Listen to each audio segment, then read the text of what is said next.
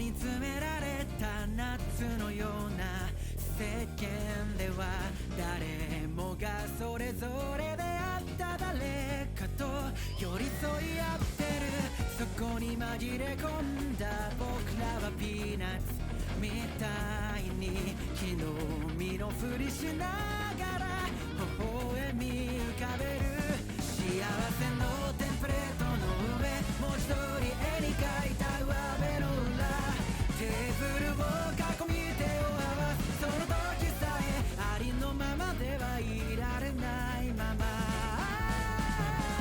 隠し事だらけ継ぎはぎだらけの Home You know 噛み砕いてもなくならない本音が歯に挟まったまま不安だらけなりゆき任せの Life and I know かりそめまみれの日常だけどここに僕がいてあなたがいる。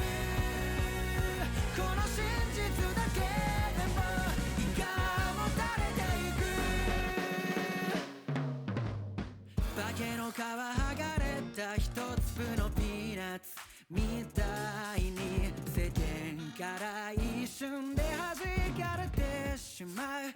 そんな時こそ曲がりなりでよかったらそばにいさせて共にいられ揺られ踏まれても割れないからみたいになるから。生まれた場所が木の上か地面の中かそれだけの違い許されないほどにドライなこの世界を等しく雨が湿らせますように。時に冷たくて騒がしい窓の向こう You know 星の一つも見つからない雷に満ちた日があってもいいミスだらけアドリブ任せの勝負だろう。所詮人影の日常だから腹の中にでも Shinso Giamatti says Tiny Streamer, you're great. 隠し事だらけ継ぎはぎだらけの Home You know とっておきも出来合いも残さずに全部食らいながら普通などない正解なドライライフ And I know かりそめまみれの日常だけどここに僕がいてあなたがいる。この真実だけでも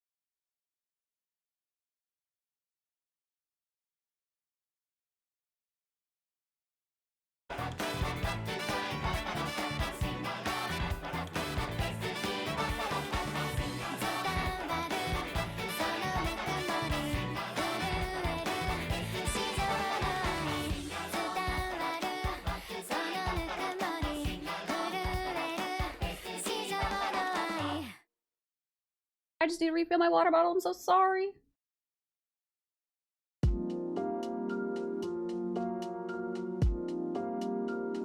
I'd hold off, but I have to do a lot of reading, so let me finish this one thing, refill my water, be the latest streamer I can be, and then we'll be good to go.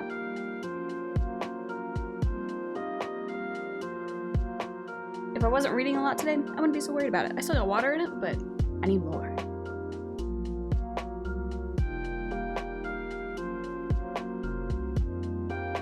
Alright, face is ooh-woo as fuck. Let me go fill this, and then let's get going. Let's do our shit together.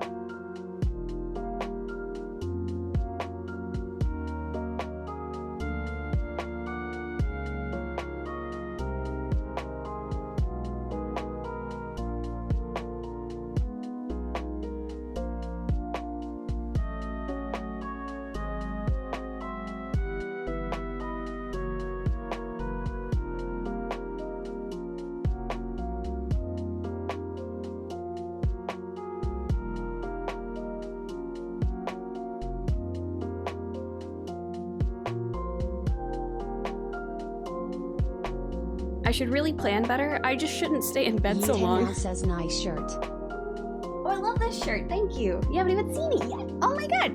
Oh, I don't have my lights on. Hold on just a second here. Both on? They are, they are. Alrighty. I'm not gonna change the colors because I'm lazy. You can smell the cute. Oh. Oh, I see. Yeah, but comfy? True. Especially when you got both cats. Oh my god. Shinso Giamatti says I've eyebrows. You have eyebrows? Dude, what's it like?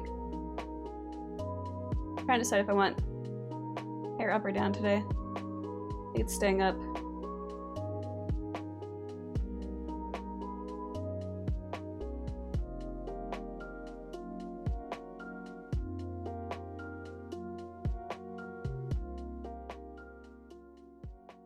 Alrighty, let me go post this on the Twitter.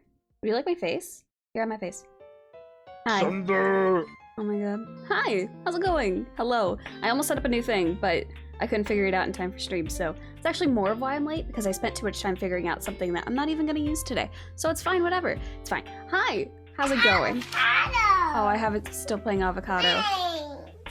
That's a little awkward.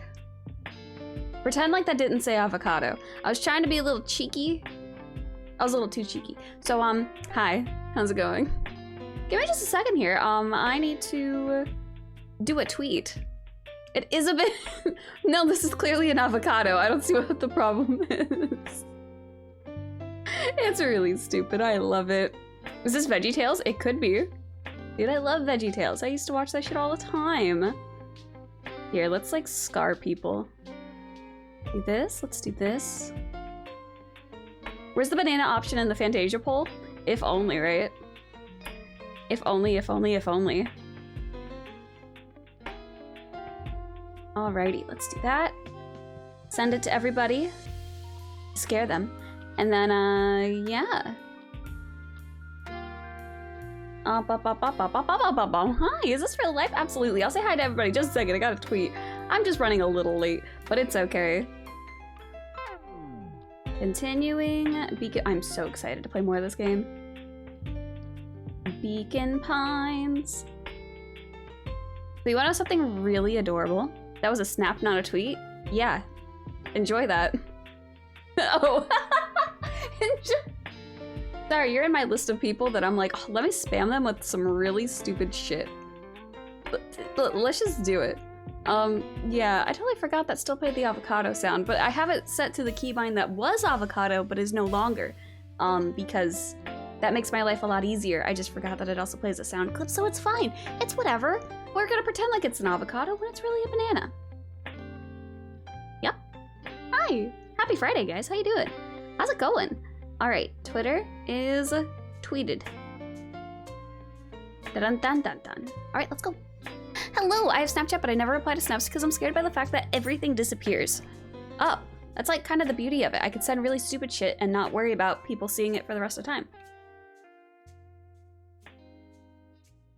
Yeah, it's great.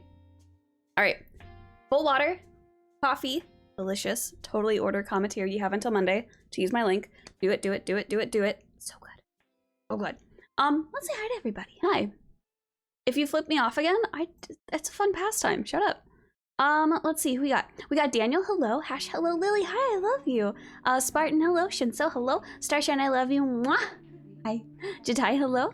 Let's see. Blue, hello. Ko is here. Hi. How are you? Hello. Nice pants. I just have really boring leggings on today because they're comfy. Comfy pants. Let's see. Dave's here. Hello. John's here. Hello. Sid's here. Hello. Copy's here. Oh my god, all the friends are here. Let's go. Nomeji, hi. How are you? And I got my Tunic shirt on. I fucking love this game. Crush was playing last night. Oh my god. I love this game so much. You're screenshotting the Snapchat? I mean, you can. I don't give a fuck. Let's see. I want to... Wait. I want to say things for the rest of time. How will I remember that I love my friends? Just send more Snapchats. Click off shift so again, and by God, I will transmogrify into a banana and wreak havoc upon this world. I'm gonna do it anyway. Like, these are never boring. They're cute as frick. Absolutely. Abso-freaking-lutely. Hi, friends. I hope your Friday is going great. I hope you're excited for the weekend, and I hope you're excited for more Beacon Pines because I am stoked. Oh my god. Sad cat. I just like this. I think it's adorable. It's really sad, but it's also like, that's a mood. That's me. So, my COVID's almost gone. Let's go! Let's go! Let's go! So, I might ask John, actually, because John is like the master of reacting to stream, right? So, there's a new thing I could do. Ooh, you keep me sane during work? Yo, let's go! Okay, all right. Could you DM me whenever you get a chance to let me know what you would like? Because, Chibi Sketch. I am bringing Chibi Sketches back next week with the subs. I'm gonna end the sub goal thing on Monday, so once the Fantasia poll is done and once the sub goals are done, I'll be bringing back Chibi Sketches. So let me go add this real quick before I forget. And whenever you know what you like, or what you would like, just DM me. Let's go, let's go. Go here, add a label, add the date, and we should be good to go. Alrighty. Perfect. Cool. Hello. I'm glad I keep you sane though. Good to hear. It does the little sparkle effect. I totally forgot I have sound effects on some of these. Oh well, whatever. It's cute little butterflies and it makes everything super desaturated. Weird. Bizarre. I was been watching the end of your stream yesterday. Oh, sorry. So, here's the thing. I thought we were raiding last night, right? So, I had a hard cutoff, 5 o'clock, so I had plenty of time to go make dinner. I made a very delicious dinner, and by the time I was done, it was like 7:30-ish, and I'm like, okay, I have raid in like an hour. Turns out, we didn't raid last night because some people weren't gonna be around, and I was under the impression we were gonna try to raid anyway. So, oops, I just had no idea, so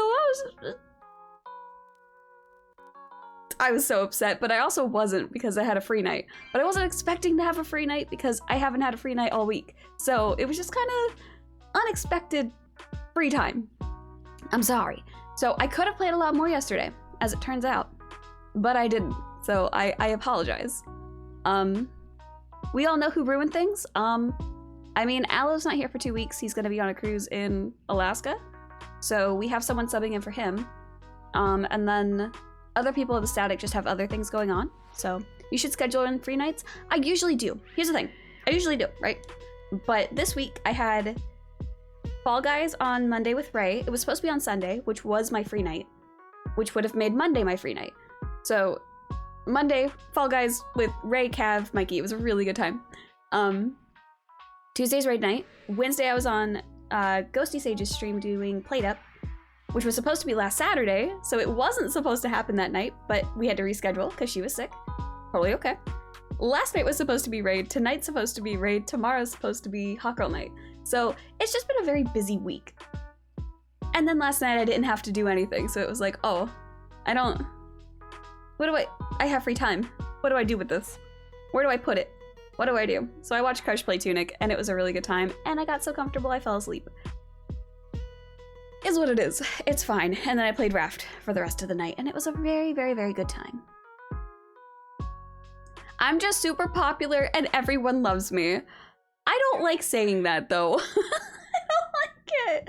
I don't like it, Starshine. I don't... Ugh. I just wish I had all the free time in the world to, like, spend time with everybody, you know? Like, I just... except you're late to see us. Barely. I started on time. I was doing this. I was making face look cool as fuck. Clip it, you better fucking not. You're doing a good job keeping up with things. It helps that my mental state's a lot better lately, so... Like yesterday, like granted, I've been super busy, right? Yesterday, I woke up and I cleaned my entire office. And I keep forgetting that I cleaned because I come in here and I'm like, ooh, it's all nice in here. I can like get stuff done. This is nice. Wow, it's like, dang, there's nothing like crazy on the floor. The cat toys are all picked up. I had this giant tunnel in here for Gizmo and I just threw it in the living room for now. Like it just, I don't know, it's really nice. Wow. And I'm just productive and I'm happy. It's great. Bonding time with Crush? Yeah, I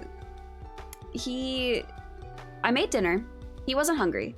So he's like, I could watch you play a game. I'm like, well, I can't play while I eat. So go play Tunic. Let's go. Let's go. He is still at the very start of it. And he doesn't even know it. And if he's in stream, well, fuck you. You're at the very start of it and you've played for like 6 hours. I'm so upset. He just got the magic orb. There's so many things he has yet to discover in the game, and I'm so upset about it. And every time he's like struggling a little bit, I'm like, I want to tell you exactly where to go, exactly what to do, and what all these things mean that you keep questioning, but I can't. So yeah, that's been the experience of watching him play Tunic.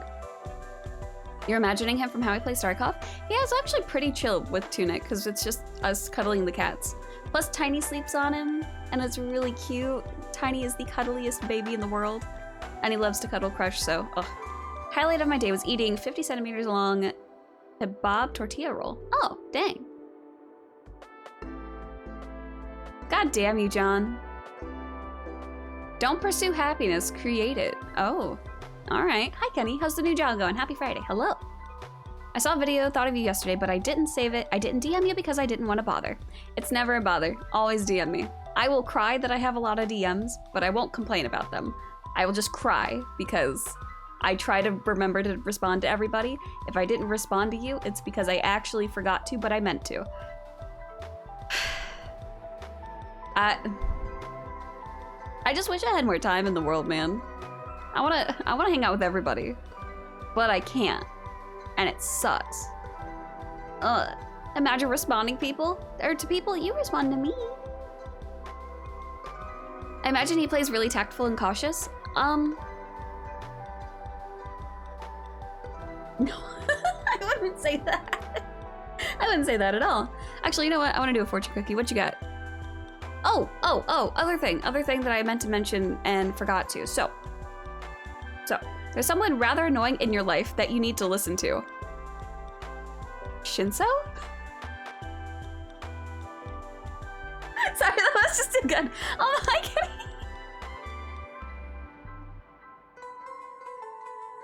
That's really funny.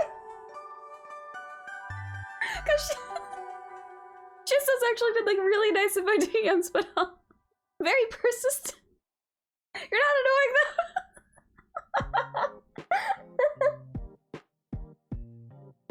That's really funny. That's like really funny. He's not saying anything. Oh no.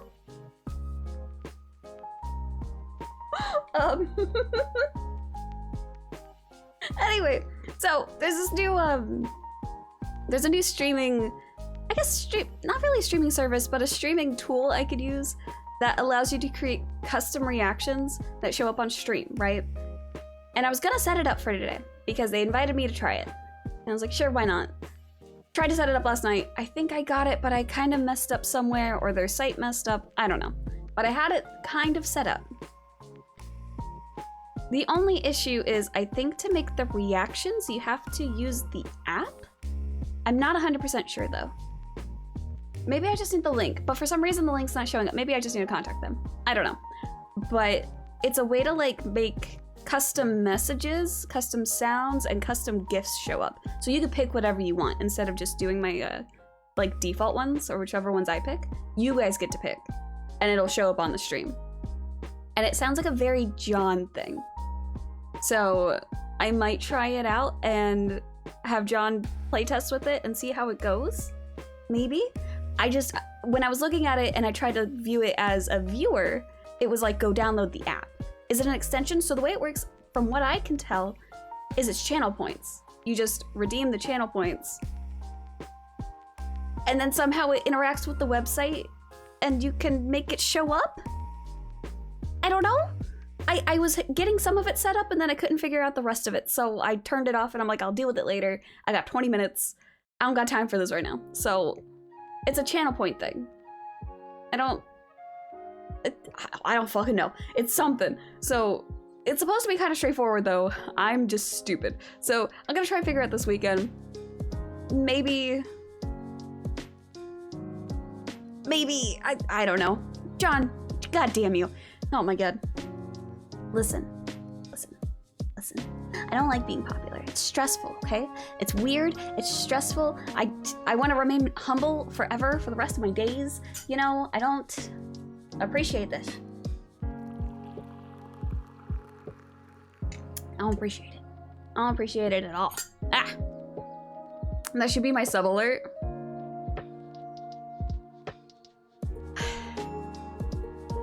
It should be my gift sub alert.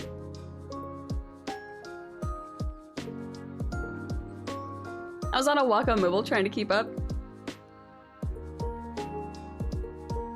Oh, Spartan, thank you so much for gifting us after to Ty. Enjoy the emotes. Spartan, what are you voting for?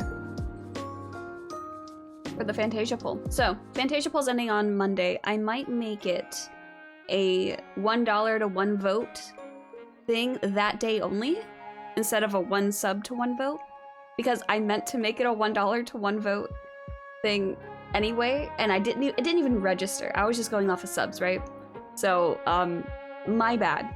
That's something I should have done. So I might just do that on Monday. I'm not gonna be able to keep track of it today because we're doing Beacon Pines. So it does not deserve to have the same number of votes as trash. You know? Fair point. Did that work? I think it did. That it did. Cool.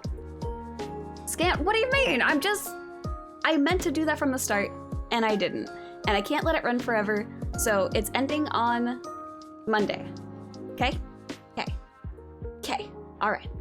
So, in happier news, we are continuing Beacon Pines. If you weren't here for it yesterday, I rated Gimme, right?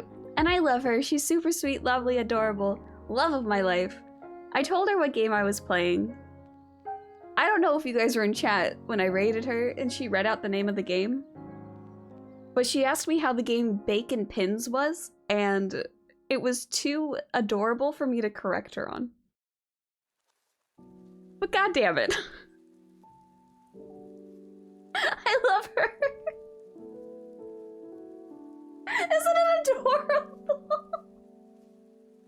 It was so funny. I couldn't be like, no, give me Beacon Pines. Like, no. Bacon Pins, alright. I can't correct you here. Oh my god, she's great. Oh, she's lovely. Only one at the bottom where it deserves? Absolutely. It was greasy, Jesus Christ. Alright, so we started this game yesterday. It came out yesterday. And I actually told her to say Apex the way she normally does after she found out she was saying it wrong. Time to make a bowling game with bacon. No way. God damn it. Okay. Anyway, so Beacon Pines. We started this game yesterday. It came out yesterday, and I didn't realize. So because I played the demo back in January, I knew going into it, it was going to have a lot of like creepy elements to it, right? I already had this idea of, oh, it's going to be this cool mystery game.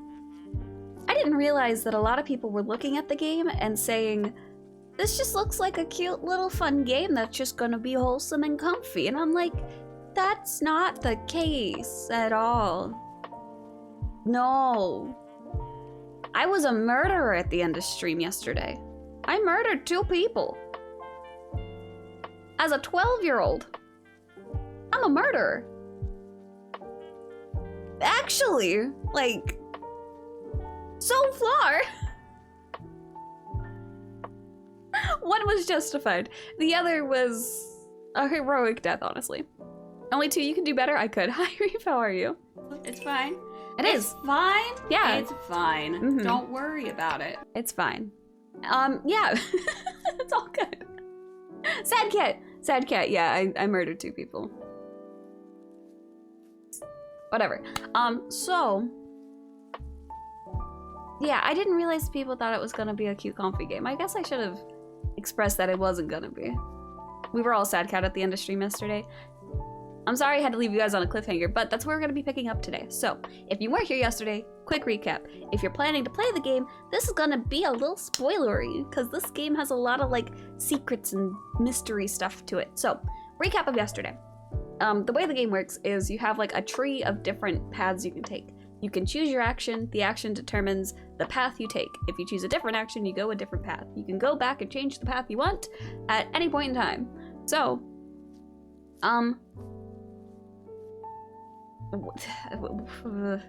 currently, all we know is our Gran is not our Gran, potentially. The town's gonna freeze over during the festival, unless maybe we stop it. Who knows? The town we're in. I promise this is an avocado. Perennial Harvest wants the sauce, exactly. I was not expecting it to get quite as dark as it has. I was, because of the demo, and I guess I should have expressed that, but I'm kind of glad I didn't. But a bunch of people were like, yeah, I thought this was just going to be a cute, wholesome game, Crush included, and I'm like, no. That's not really the case with this game. God, I cannot take myself seriously as a banana.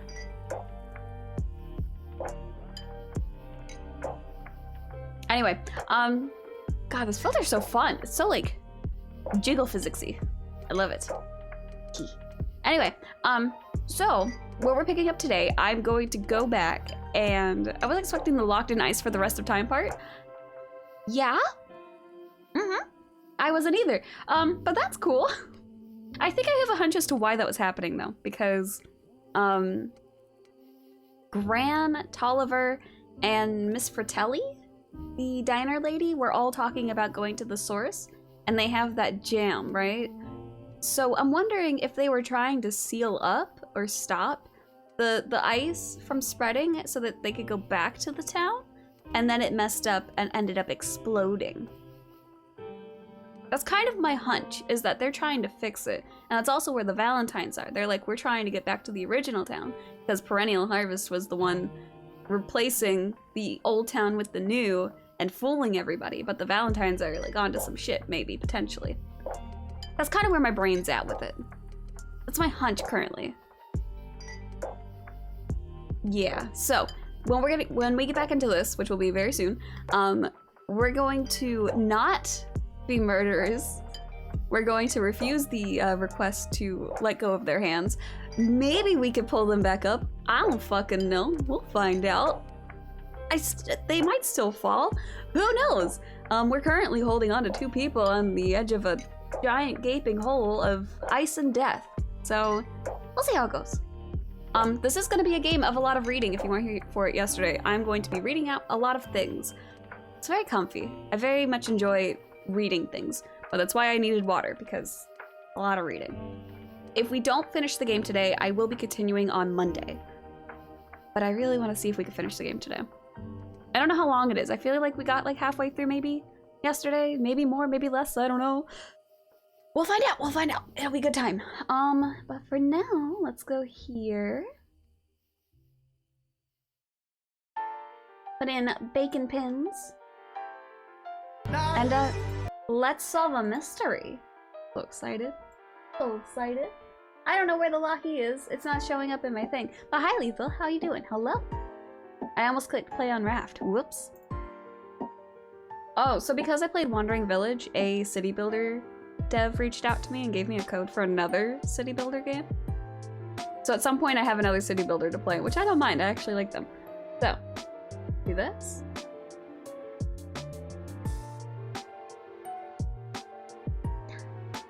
Hello, how you doing? Grandma doing some light terrorism? I'm wondering if she's not, though.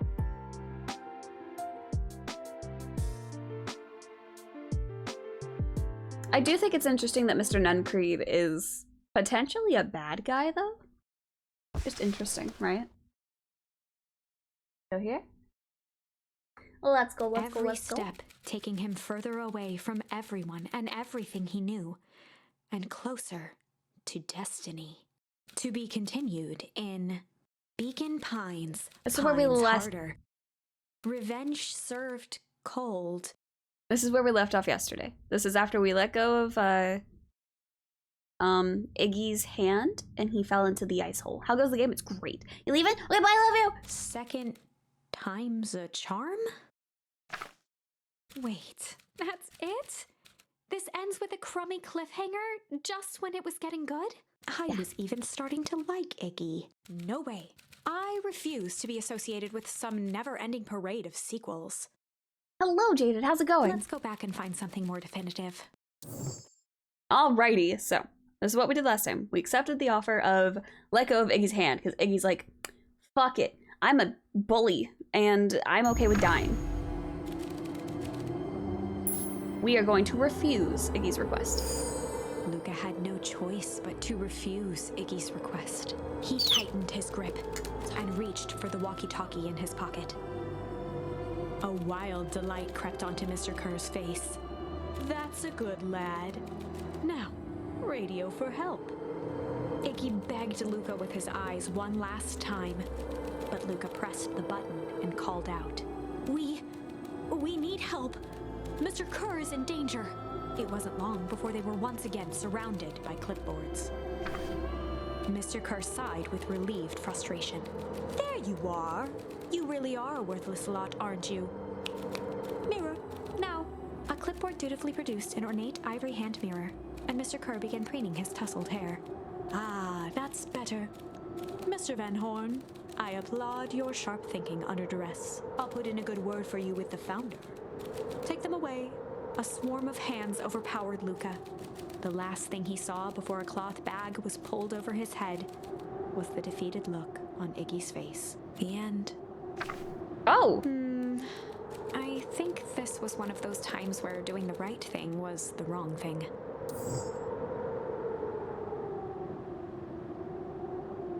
Wait.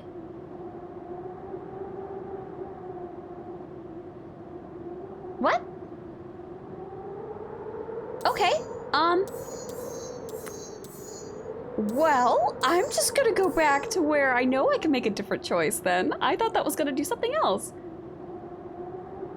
Okay. So, we're gonna go to a different part of the story. Ignore the gaping hole with the ice in the bottom of it. So we're going to where we have found the hidden room in Luca's house, where Gran, I'm gonna refer to it as Gran, is like doing some conspiracy level shit. Mr. Tolliver showed up, we knocked him out, tied him up, and now we're going to do the classic good cop, chill cop. They'd run the classic good cop, chill cop interrogation. Last time we did good cop, hard cop, so we'll see how this goes. Kind of reminds me of Radiant Historia with all the bad ends. This is wild. I'll handle this, just gotta play it cool. Luca walked calmly to the light switch, flicking it off and on a few times. Mr. Tolliver shook his head, gathering his wits. I like that he leans against the boxes. I love this. Golly, I sure got my bell He looked over rung. to find Luca, who returned a calming grin. Sorry, Mr. Tolliver. This was all a big mistake.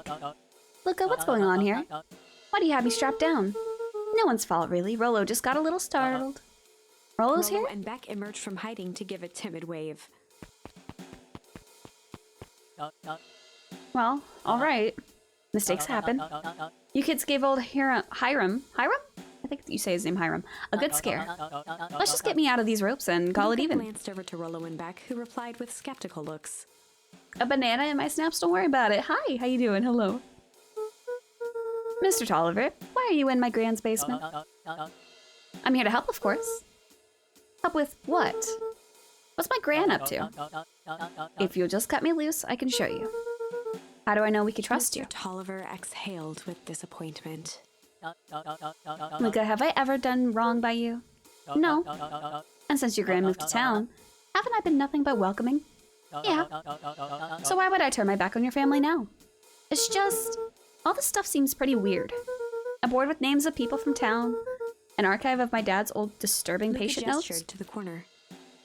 Trying to be caught up with work, having a great time. Oh, best of luck, I love you. Mwah. Barrels of explosives. I can explain everything.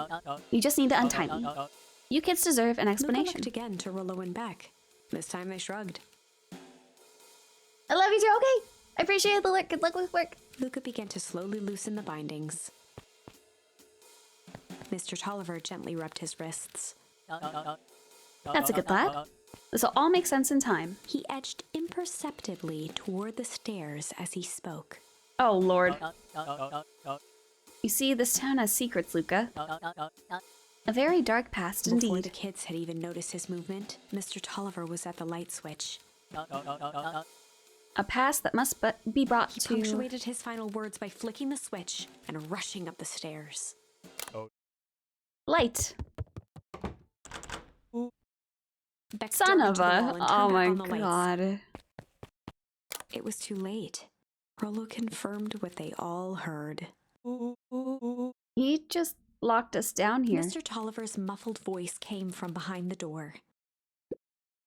I wasn't lying, you know. This is for your own good. You kids just keep tight down there, and let the adults They handle looked this. bewildered at each other. Play it cool, huh? Not now, Beck. They heard the staccato thump of quick steps exiting the house.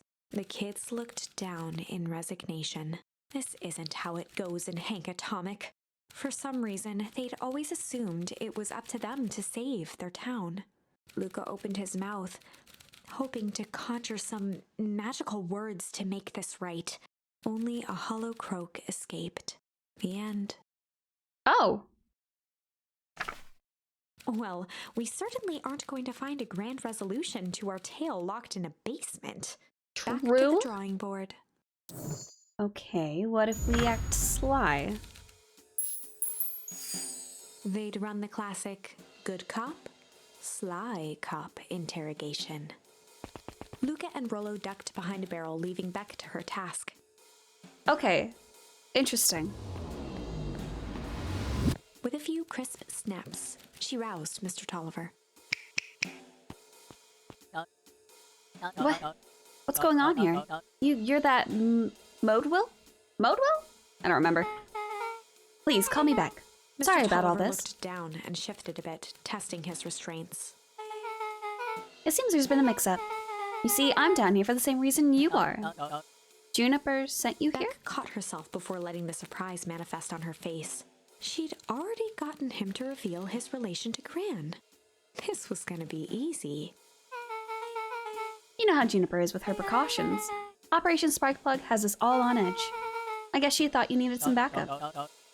But she sent a child. A better way to avoid prying eyes. Who would suspect a kid? Mr. I suppose that Tolliver makes wriggled sense. a bit in his restraints. Oh, I'm so sorry. Beck quickly removed the ropes. That had to be uncomfortable. A little, yeah. But you understand. We never know who to trust in Mr. this town. Tolliver rubbed the growing knot on his forehead. Very true.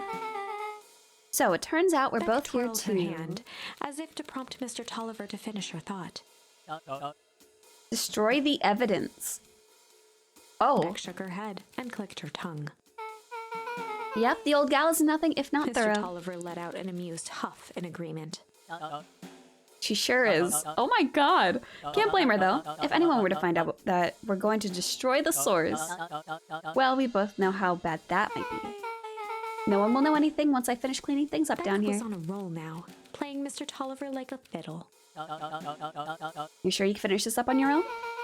Juniper trusted me for a reason. You can leave the rest to me. Good, there's one more loose end I'll go work on. Loose end? Oh, it's nothing really. The other day I had the radio on scan while restocking the candy shelf, and wouldn't you know it, I intercepted an odd phrase in Perennial Harvest transmission. Underground secrets. That's ominous. I think it might be a password, but Juniper dismissed it. Said it wasn't mission critical. What's the password for? We don't know. So we have a password and know where to put it? It's gotta mean something, right?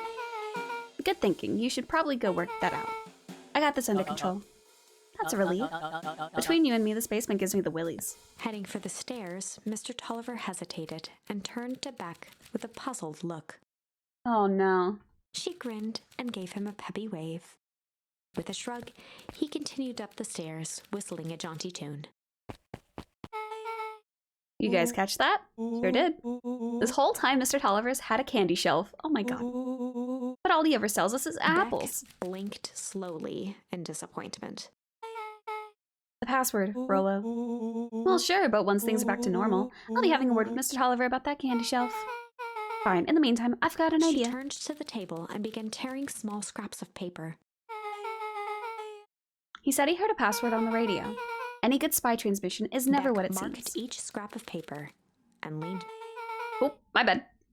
We just need to find the hidden meaning. Okay. What's another word for underground? Buried, covered. Could it be a cover-up? Maybe it's one of those each letter is a number thingies? So U would be 21, N would be 14, D would be... Oh, it's an anagram. Nunn Creed's Drugstore. Luca and Beck looked at Rolo with amazement. Rolo, that was incredible. Well, it's either that or Kren's Nude Rug Store. I'm sorry? Yeah, I think you were right the first time. What? I don't want naked rugs, thank you very much. How'd you do that? What can I say? I love ciphers. Well, I guess we know where to go next. A nude rug store for real. And this makes sense, because Mr. Nuncreed found out that we knew information and then sent us to die. So you know what? Okay. Let's go. Oh. You scared me half to death. Sorry. You kids haven't seen Mr. Tolliver around, have you? Nope. He's got me waiting around like this last slice of pie. I swear that man would be late to his own funeral. Oh, that's weird. Ha, bye.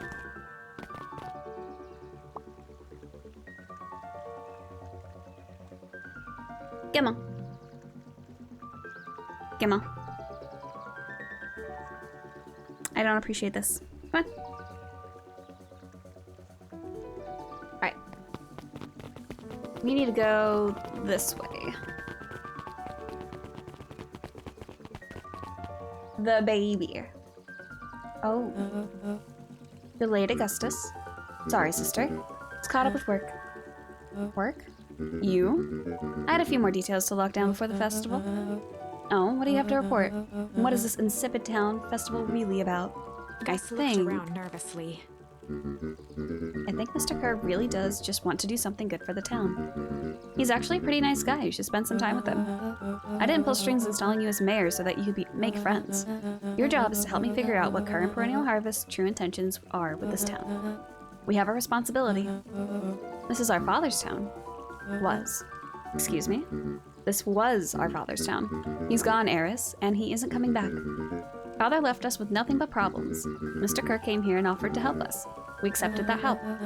We didn't agree to them turning Father's warehouse into a toxic dumping ground. This is just a temporary arrangement. The glow can be seen from our damn backyard. They're dumping their nasty little secrets on us. When this all inevitably goes wrong, who do you think will be blamed? Eris's cry hung in the air. We have a new choice to make now, sister. This town is going to change whether we like it or not. Are we going to choose to be a part of that future, or be forgotten in the past? It's a shame. Father named you Augustus, but you will always just be a Gus. Wow! Good night, Eris. I'll see you at breakfast tomorrow.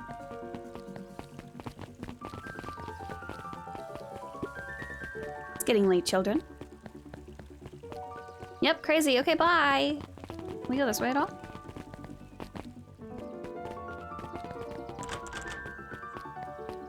Dawn's not here. Okay. I want to see if Mr. Tolliver actually went back to his place, but probably not, right? No. Anything to say? Knowledge, he spat with a sneer.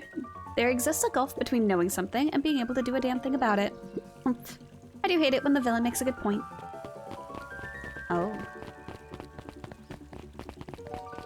Interesting, interesting. Oh, even more interesting. Okay. Solomon stood proudly at the entrance to the drugstore, holding a brown bag overflowing with black licorice. Hey, Solomon. We're looking for Mr. Nuncreed. Is he still in there? I'm afraid not. Then where'd you get the candy from? You might say we have an arrangement. Solomon shoveled a surprising amount of licorice into his mouth. Sometimes it's the small pleasures in life, though we might not always have family to rely on. Licorice has never let me down. Well, I can't say licorice would be my first choice, but whatever floats your boat. You tell a lot about a person by their choice of confection. Oh, yeah, I guess. I like sour gobs. I'm certain you do. I always wondered why Mr. Nuncreed kept licorice in stock. You must eat enough of it to make it worthwhile. There are many ways to earn loyalty. For some, it's as easy as cold hard cash. Okay, bye. Well, he's right. It's locked. There's gotta be more clues. Okay, let's see. I have an idea.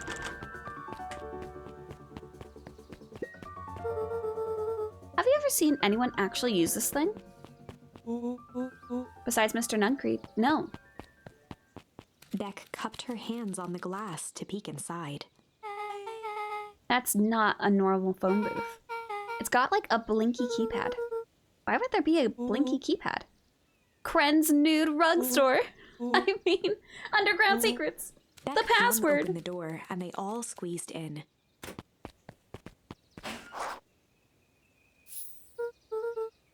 All right, let's see Luca here. cracked his knuckles and entered the letters into the keypad. Underground Secrets. Sounds like that did something. Great. Now what? I guess we... The inside of the phone booth dropped loose from its shell. What I expected. Without even the space to panic, they closed their eyes, held their breath, and accepted their fate. Suddenly, the chaotic descent slowed to an effortless landing. It was unclear where they ended up, but at least it was solid ground. The air was stagnant and smelled vaguely of chlorine. I knew it. You knew that there was a secret hub full of strange tubes under the phone booth? Of course I did. Didn't I say that? No. I definitely thought it. Luca, do you remember when I said how cool it would be if the transdimensional conduits from Hankatomical issue number 12 were real? Rollo, at one point or another, said that about every technology ever discussed in Hankatomic. That's why I'm such a good predictor. It looks like each of these has something written on them. Mining Operations Alpha. You guys have mines here? Not that I know of. This town is all farms and fertilizer. And a series of tubes. Pa always says you can only trust a miner up to the point when they hit gold. Not sure how that wisdom applies in this exact situation.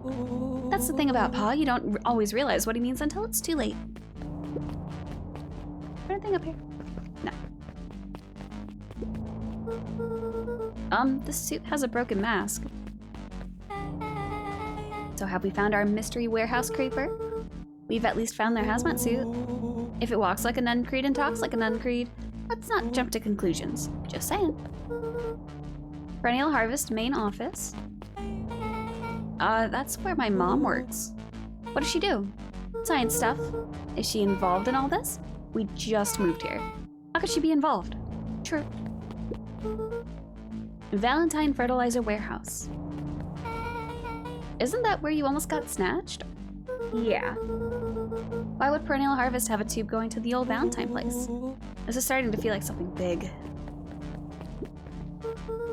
That's a lot of buttons.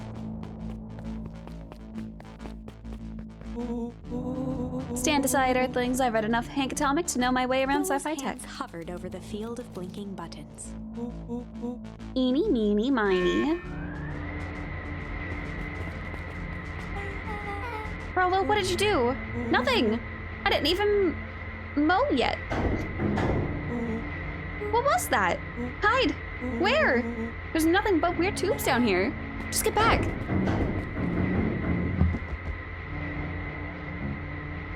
Shit. Shit. Awesome!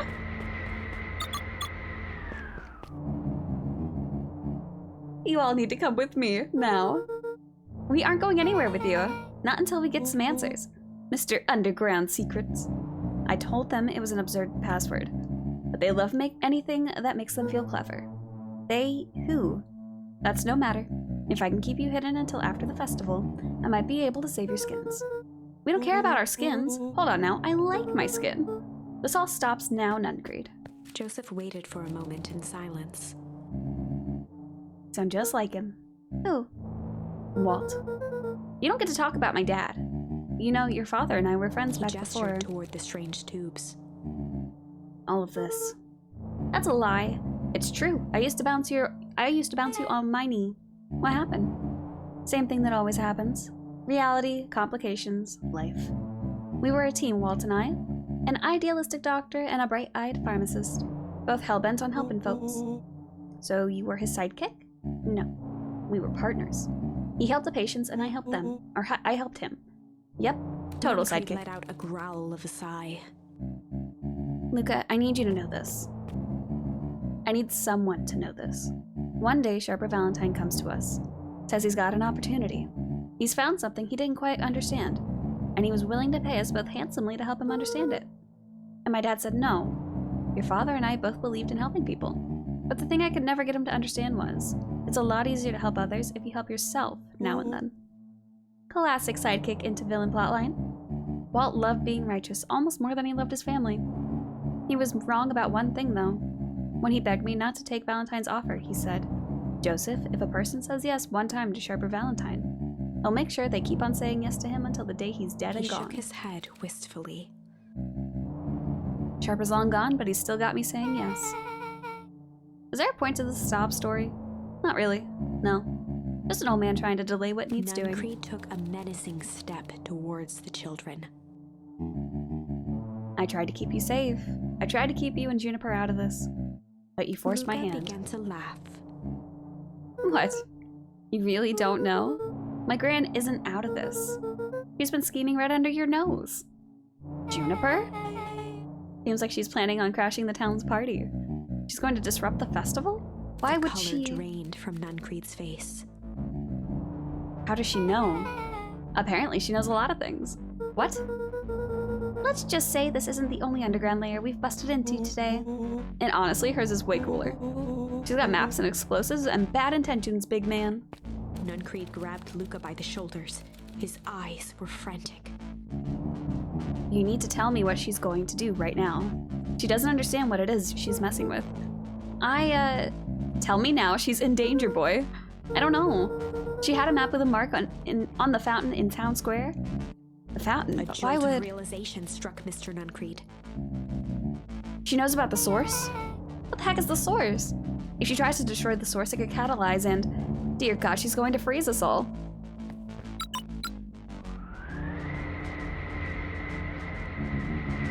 You all need to run. Run where? Away. As far away from this town as you can get. Head west and don't look back. That did not go how I expected. So, we're totally following him, right? Totally. See you on the other side. How can they tell that the color drained from his face? It's covered in fur? You good? Yep. I love this town. Oh boy. Chapter 8. Oh boy, oh boy, oh boy. The cold, hard truth. I don't like that I'm yawning, stop it. Beck leapt up, allowing the suction to yank her into the dark. dimness eclipsed around her like the shutter of a camera as she seemed to cover great distance in mere moments. Her only points of reference were glints of upcoming turns, which approached with frightening speed, only to carom her gracefully along. She heard the tinny, distant echoes of Rollo's glee. Once she stopped fighting against it, the ride was impossibly smooth. Then, all of a sudden, as if minutes had passed in an instant, light blazed into view. A burst of wintry air snuffed across her face, and she was flung out into the cold. All right, let's go. All right, let's go.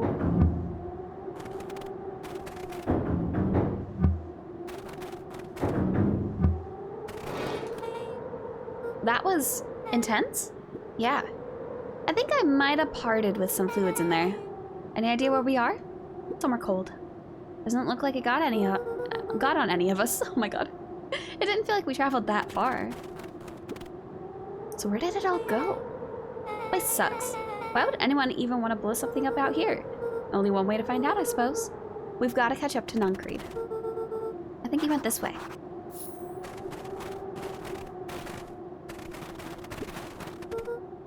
This looks familiar, yeah. Maybe we can clear off the snow. No time, Nuncreed's getting away. Damn.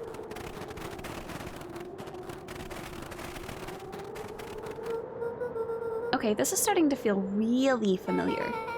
I may not be the most well-versed on all things Beacon Pines, but this does look like some sort of frozen replica of town. I got it. It's so obvious now. Mr. Nuncreed is an alien. Rollo, stick with me here. His species can only live in sub-zero temperatures. Oh boy, here we go. The source is their base camp dimension, so naturally they keep it cold. We found it by traveling through those metallic wormholes back there. The final objective, kill us all and shapeshift into Beacon Pine citizen of their choosing. You never really had me, but you very much lost me there. You get used to it. We should keep moving.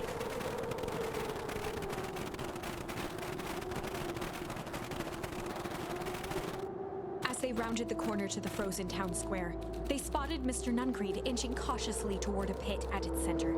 So how has she been getting here? Like, I know we, ended up falling into it in a way, but, what secret path does she have to get here? Just interesting. He held his arms out gingerly, as if approaching a beast in the wild.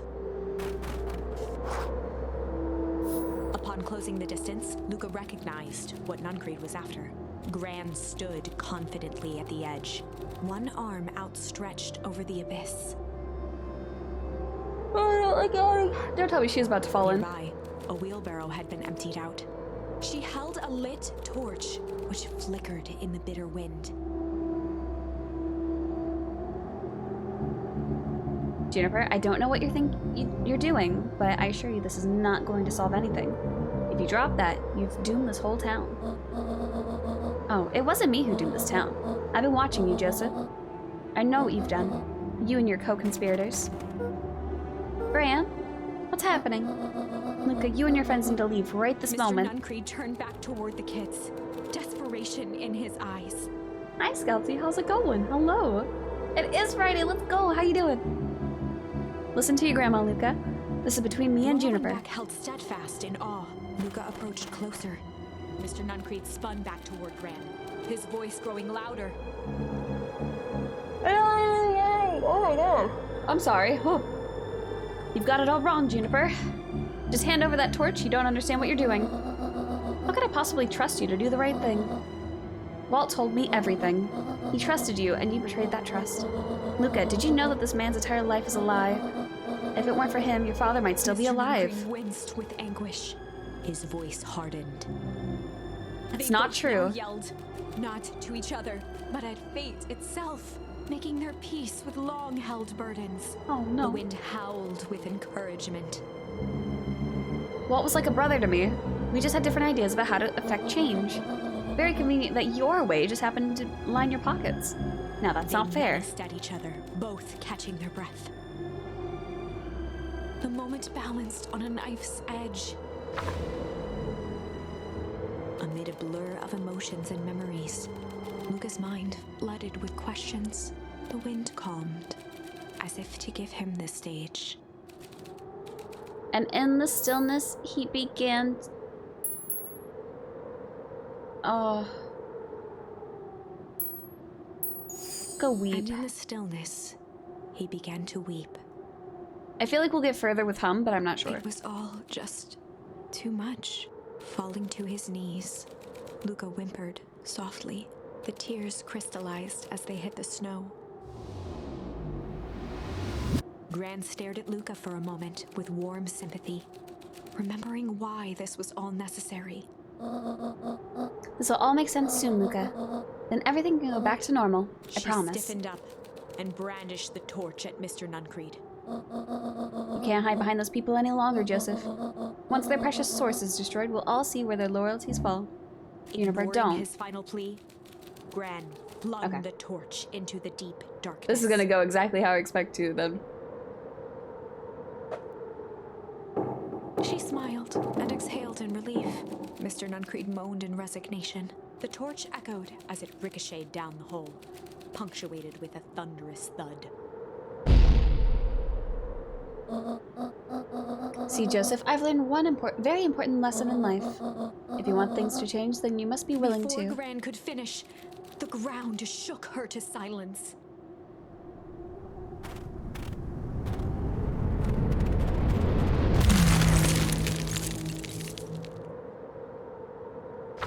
Yup. Gran only had time to spin around and run to Luca. Her attempt to shield him, an honorable but trifling act. Unflinching love, pitted against an unthinking horror, there was no contest. Her warm embrace froze in an instant. That is where they remain, fixed in place, forever. And so, our story ends on this melancholy scene. In a town brought low by its secrets, sits the frozen statues of a misguided band of meddlers. The end. Nope. Well, that was dire. On the bright side, we finally figured out where all the ice is coming from. Now, we just need to find a way to deal with a mystic, unfathomable force of nature. Yep. Alright, now we're gonna hum. And in the stillness, he began to hum. After the death of his father, Luca had trouble sleeping. Each night, his mother would sit at the foot of his bed and hum a gentle melody. It was the only thing that could calm his mind, the only thing that, however briefly, could make it all seem okay. That melody pervaded every memory Luca had of his mother. Shivering in the raw snow, he began to hum it out loud.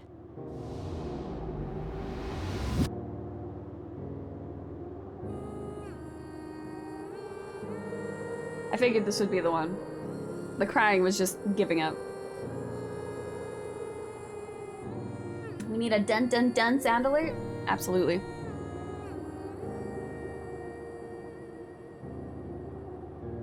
Sad cat! Sad Gran cat! lowered the torch, listening closely. As recognition slowly set in, her heart sank. Those countless nights of consolation, the incomparable loss they shared together. She let the torch fall to the snow and sizzle out. A few steps toward Luca was all she could bear before dropping to the snow herself. Through a flood of tears, she began to hum along.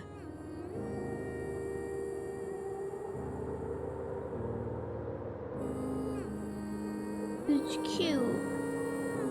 See, this is sadder than crying and being turned into ice for the rest of eternity. You know, it's just sad. And sad cat. Very fitting.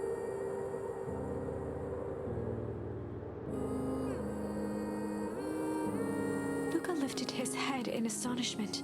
The last time he heard that melody was the last night he saw his mother. Well, now I'm crying. Don't cry. How do you know? I'm so sorry, my little buckaroo. Buckaroo? The only people who call me that are my dad and your Luca mother. blinked through blurry, watery eyes, trying to see more clearly. He could just make out the impression of a familiar face. He peered across the snowscape at the woman on her knees. Something about her was undeniably his mother. only smaller, older, changed. Mom? That's right, Buckaroo. Mom! Luca What? sprinted as fast as he could toward his mother. Huh? What? They held each other close, and the cold retreated from their Wait. bodies. Wait. Did they like fuck with her in the green ooze? Hence the older appearance? Because when Beck got hit with it, her hair turned gray, right? So like...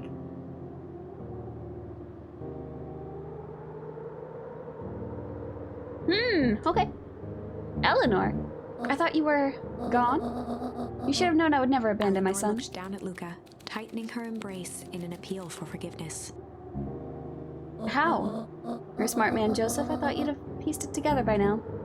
You were exposed. Mom, I don't understand any of this. What happened to you? Where did you go? Why did you leave me? I never left you. I was always right here, Luca. Why did you lie to me? It tore me up, Luca, but I did it to keep you safe. I thought that getting answers would help us both move on, but the more I discovered, the more I realized the danger we were in. Until Perennial Harvest was stopped, it was better if everyone I thought I was gone. Did she know this whole time? You could have trusted me.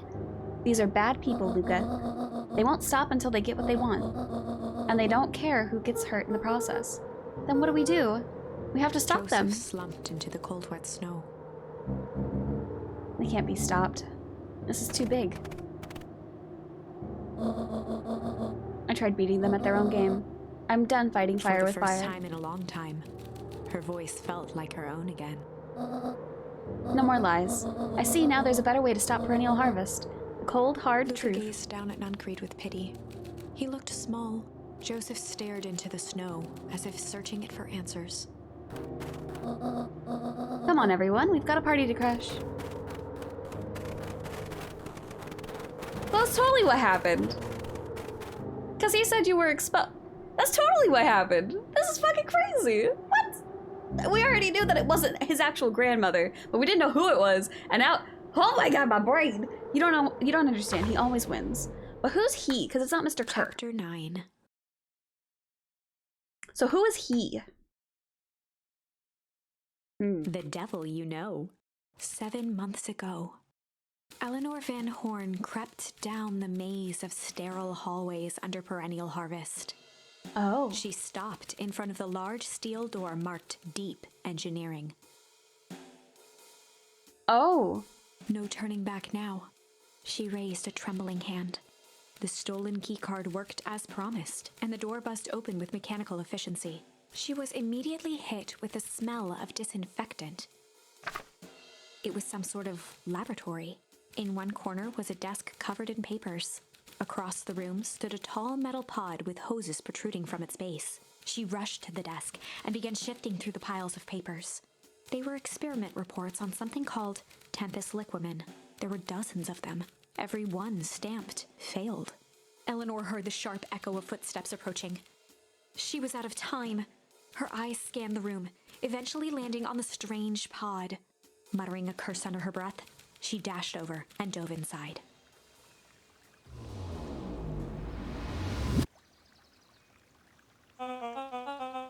And that is what change is all about.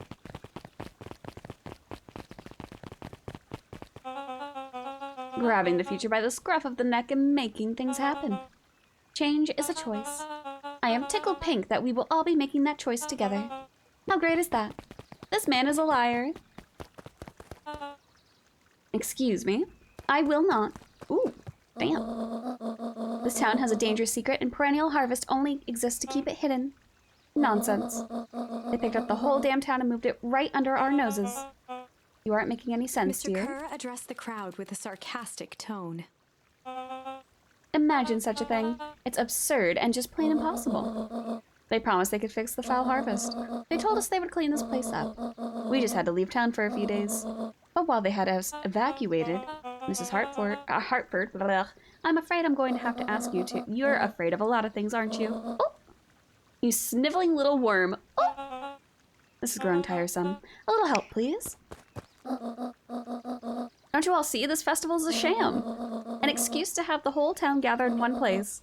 They're planning something awful. I don't know what, but these people are wicked. Don't listen to her. She has absolutely no proof. I am the proof. I'm Eleanor Van Horn. Whispers filtered through the crowd. Well, aren't you just as sneaky as the Dickens?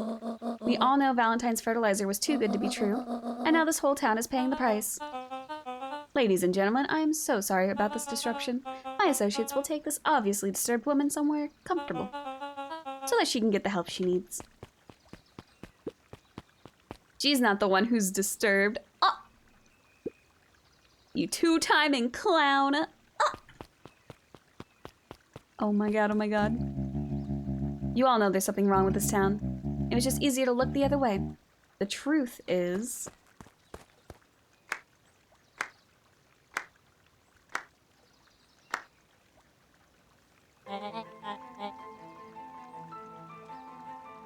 Oh no! Oh no! That's quite enough, Mr. Nuncreed. Torment dragged on Joseph Nuncreed's face. Yes, sir. Take them away. No, I want them to see this. The ever tempestuous Eleanor Van Horn. You've been quite the thorn in my side, like a weed that's burrowed in where it doesn't belong. I must confess you look He dreadful. paused for a moment, plucking a piece of fuzz from his sweater and discarding it to the ground.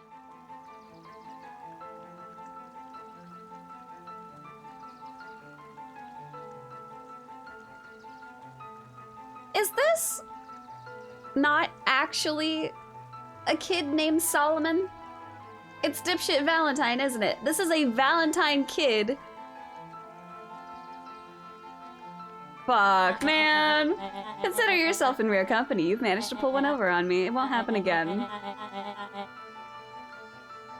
Cause this is already like fucking with people's ages and shit.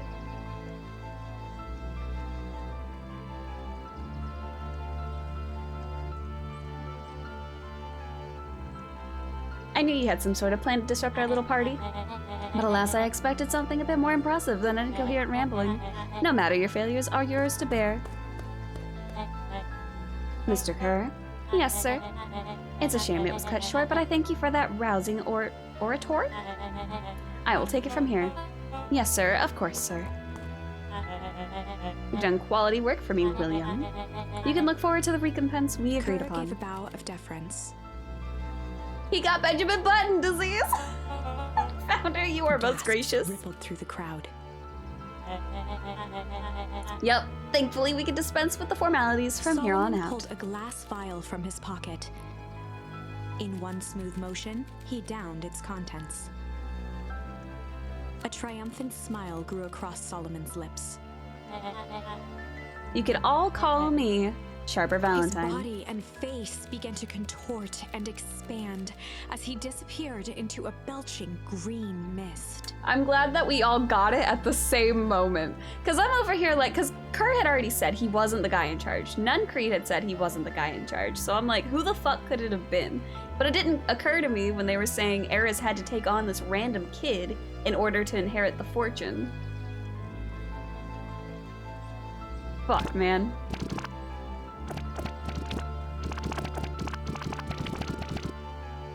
A hushed horror gripped the crowd. Damn. This is a story about change. Convenient green mist to avoid animating the growth process. That shit wild, for real. What? No. God damn. So you didn't see that coming. I didn't. I'll be honest. I just thought you were some weird ass kid, but it makes a lot of sense now. Sharper examined his new hands. Well, this is quite the improvement. Everything looks so much smaller now. Eleanor was right about one thing. This festival was a ruse. I wanted you all to witness my glorious return with your own eyes. Why does everyone look so downtrodden? This is a celebration, people. Maybe it would help if we set the mood. Mr. Kerr, be a dear and reveal the sign. The Sharper Valentine Festival. You are so cocky. Sharper choked Wonderful. out a crude squawk of a laugh. Frustrated grumbles sprinkled through the crowd. Sharper, you malicious bastard. Malice. I'm glad you're back, so I can tell you to your face. You destroyed this town. We ain't gonna let you get away with it again. Sorry, this is not the time for audience participation. Some assistance, William Mr. Kerr Kerr. gave a subtle nod to the clipboards. You coward. Oh my god. Does anyone else have something to contribute? Helpless quiet settled over the crowd. I thought so. This is crazy. Did you all truly believe you could be free of me? A town of complete and utter fools? You people should celebrate my return. You're clearly lost without me. Oh, of course. And that leads me nicely to my children. Dad, aww. I'm not gonna say what he actually said because I don't trust you guys and your clips. I gave you both the greatest gift a parent can give, the opportunity to prove yourselves in my absence. Squandered. To say I am disappointed would be an understatement, but Silence, Augustus, an adult is speaking. Aw, man. I don't know which is worse, a son who is completely hopeless, or a daughter with such potential who inevitably lets me down. Eris, you fail me with admirable consistency. Thankfully, I was counting on it this time. Father, I've been wasting my time. My dear. Oh man, what have you accomplished? I was focused on cementing our legacy. Legacy? Who needs a legacy when you could just live forever? But what about... It's all right, kiddo. I'm afraid you suffer from a complete lack of imagination. There's just no helping it. Now then, where's Joseph? You didn't take the opportunity to slip off, did you? I love Eris's design. Honestly, the character design is impeccable. It's amazing. There he is. Everyone should give him a hand. None of this would have been possible without Joseph. I think you've said enough. Nonsense. The people deserve to know how helpful and loyal you've been. I only did what I did because he left me no choice. You always had a choice, Joseph. You were simply too weak to take it. I see. I'm understanding. No matter, cheer up. You are about to be rich beyond your wildest dreams. You should follow Mr. Kerr's example. When I found him, he was in a sorrier state than any of you. An aging actor desperate to recapture his youth. He played his part, and soon he'll be able to play the leading man again. Forever, in fact, if he remains loyal. That goes for all of you. Well, those who haven't already frittered away my goodwill. Beacon Pines is mine again, and I am willing to share its spoils in exchange for absolute loyalty. Are you saying William Kerr was never in charge of Perennial Harvest? You think that puffed up blatherskite could have accomplished all of this? Dawn, I suppose it's time for your big exclusive. Sharper addressed the crowd with indignant pride. He'd planned this moment for so long that now, at the deed's fruition, it almost felt frivolous. You see, I needed a figurehead to hold things down while I orchestrated my return. Someone to misdirect, lie, and bilk this town for a spell. So I invented William Kerr. Take your bow, you've earned Mr. it. Kerr flourished a preposterously elaborate bow.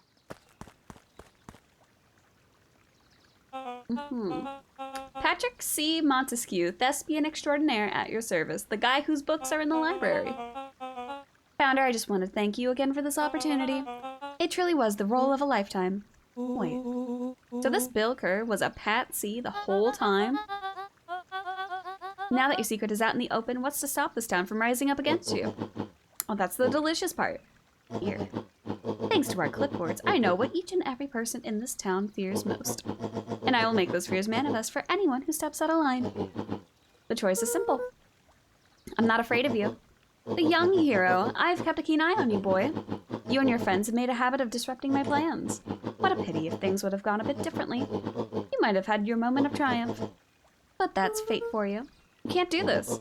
Oh, but I can. I've won. Never underestimate what a great man can do given time. And now time is my plaything. Perhaps the most expensive thing I've ever bought, but well worth it. Sharper coughed up one final laugh and cracked his knuckles. Enough chit-chat. Let's get to work, shall we? And so, Sharper set about remaking the town in his own image. The fertilizer factory soon reopened for business. Sales rose steadily as more and more farmers across the countryside began to swear by its miraculous properties. Beacon Pines became famous, a secretive town that, for the right price, shared its gifts with all. Gifts that became more and more necessary in a world where winters grew longer and longer. The end. This is wrong, but things are becoming clearer now. This is wild. This is absolutely crazy. This is You can Jesus feel it, Christ. right? We can't let Sharper win. He might just be the key to this whole thing. Let's see. Okay, we've done that. Done that. Done that. Done that. Done that. Done that. Now we can do Malice here. So that's fun. That's exciting. And that's the only option we have, so let's go. So, this is, went to dinner at Beck's house. There was gonna be a storm. Storm cleared up. Ran into Mr. Nuncreate on the way back. And he's all sus and shit because we're like, oh, you know, stuff and things and stuff. Rollo's not missing, and... Rollo's not missing? I don't think Rollo's missing in this. I don't think he is. Maybe he is? No. There was a malice lurking behind those eyes, like a trap ready to spring. Luca felt No, the I don't weight think- of Nuncreate's hand on his shoulder. Something wasn't right. He didn't know why, but something was telling Luca to get out of there. I just want this all to be over. Of course, I'm sure it will all work out soon enough. I should get going. I told Roxy I'd check for Rollo at the treehouse. Okay. Rollo is missing. Here. Luca twisted free of Nuncreate's grasp. Of course. Luca, you know your dad and I were good friends back in the day. You can come to me with anything. Anything at all. Yeah, sure, totally. Hi, bye.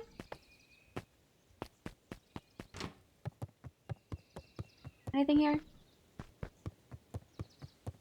So we haven't gone to dinner with Beck. Never mind. Different thing.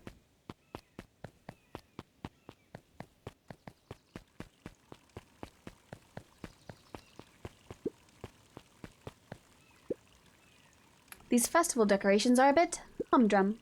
Now, if I were to throw a festival, it would be a thing to behold. I agree, this is all more than a little sad. It's worse than sad, it's boring. What if we did a little something to spice things up? I'm listening. You know that festival sign waiting to be unveiled? It'd be a shame if The two someone... scurried off, eagerly formulating a plan. I thought those jumps were part of the cutscene. No, that's me just jumping around. Because the interact button, if there's nothing to interact with, you jump. It's cute. You just bounce.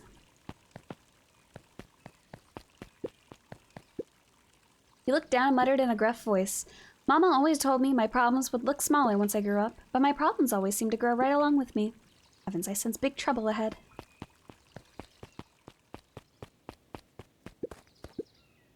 Hey Griffin, has Rollo been by? Haven't seen him all day. Sure he'll show up safe and sound. And when he does, tell him there's a strawberry chocolate double scoop waiting for him. On the house. I like that.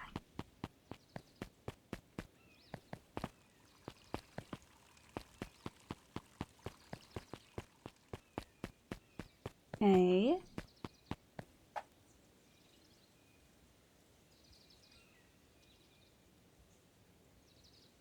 Yeah, okay, so we went to the warehouse together.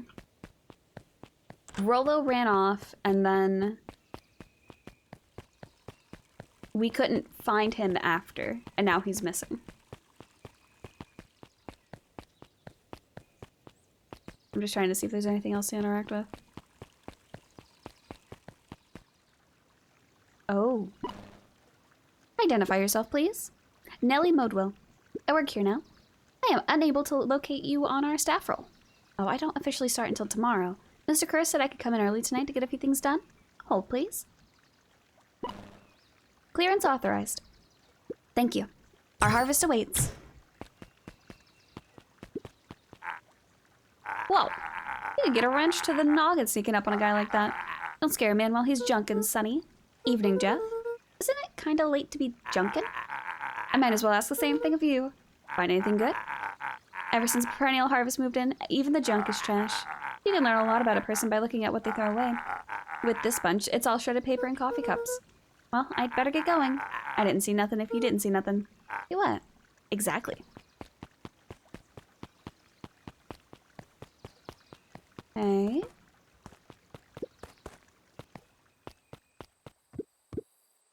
Jetson. Have you seen Rollo come by this way any chance? Afraid not. As elusive as the fish in this pond here. Oh, I see. Can I do anything with this? Like, is there anything new I can do with this?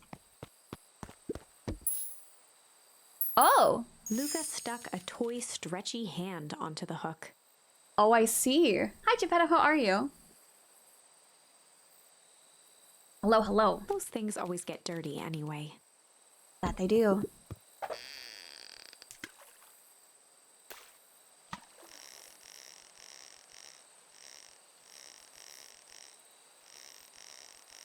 Let's get some wisdom from flashback minigame. Did we give it to Mom? She likes jewelry. That's a sweet thought, Buckaroo, but I'm not sure she'd fully appreciate a pawn bracelet. Luca placed a sinker on the line. Sometimes the best stuff is at the bottom of the pond.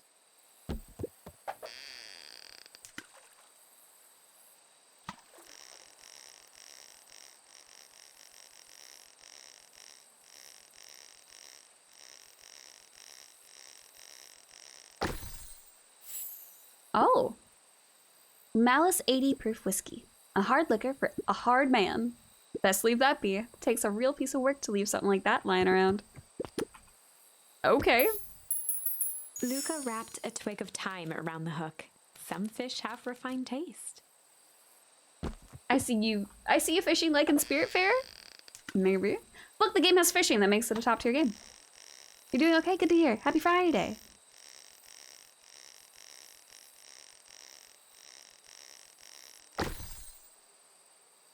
A hard liquor for a what? Don't worry about it. Property of Sharper Valentine. Figures. If he had his way, property of Sharper Valentine would be written on everything in this town. Should we give it back to him? He may not even want it back. The man's got a contentious relationship with time. We'll keep it here in case he ever wants to pick it up. Luca tied a bent nail onto the line. If all you have is a hammer... I'm assuming there's a achievement of some kind. If you, like, actually go through, get all the cards and get all the things out of the pond. I'm so hyped for the fishing platformer game. It's a photo of you and Uncle Joseph. Let me see that. Huh. Look at those two young fools. How'd it end up at the bottom of the pond? Who can say? Some things are just hard to explain. I miss Uncle Joseph. How come he doesn't come fishing with us anymore? He's busy with his new job at Valentine's. What's a new job got to do with him fishing with us? It's complicated. Like I said, some things are hard to explain. Okay. Well, there's definitely at least one more. We just don't have the thing for it, so... Luca gentled for skimming the... I'm just gonna leave, because I don't actually want to go fishing. Because I've already done all the other ones. What am I trying to do? Wait at the treehouse. Okay. Rollo? He aired a long holler into the woods. Rollo! Aww. Rollo, wherever you are, I hope you're Luca okay. felt his eyes getting heavy and plopped into the beanbag. He conceded to its lumpy embrace. A Rollo call. Once again, Luca found himself in a vast black expanse. This time, he knew exactly where to go. He took a single confident step forward. The world flickered and pulsed. He found himself standing in front of the frigid air of a blazing campfire. The source. He plopped down cross-legged and gazed into the cold flame, waiting. Soon enough, the fire began to die out, popping sporadically, until all that was left was a single ember. Luca stood up and dusted himself off. He plucked the glowing ember from the cold ash, examined it, and slid it into his pocket. A keepsake. Okay. The voice of his father spoke behind him. "You made me proud, Buckaroo." Luca turned to face him. "Dad, what is this place?" A warm grin grew across his father's face. "A place where everything that has been and everything that could be all wait together." Luca found himself staring at his father's face, trying as hard as he could to memorize every single detail. Wait? For what? Another voice spoke out as Luca's doppelganger stepped forward. That's up to you. Without knowing why, Luca began to weep. Is any of this real? Are you real? Luca's father bent down to smudge away a tear. Of course. I'm as real as the part of you that misses me. Aww. Luca turned to look at the older version of himself. And you? The doppelganger choked back tears. I'm as real as the part of you that's angry he's gone. Does that make sense? Through his tears, Luca laughed. I think so. His father pulled him in for an embrace. Time to go, buckaroo. Luca was startled from his dream by a banging on the floor. Are you A in there? commanding voice rumbled from below. Oh no. Just as Luca sprang to lock the entry hatch, the door knocked open. Chapter Oh 5. god. No, wait. Dangers big and small. Luca stumbled back. I don't like He it. heard the rope ladder creak under significant weight. Oh god. Keeping his eyes fixed on the hatch, he inched backward I to the want it. balcony. Go As away. his hand grasped the door handle, Luca froze. A large figure clumsily wriggled up through the hole. No. Oh. Stop right there, or I'll...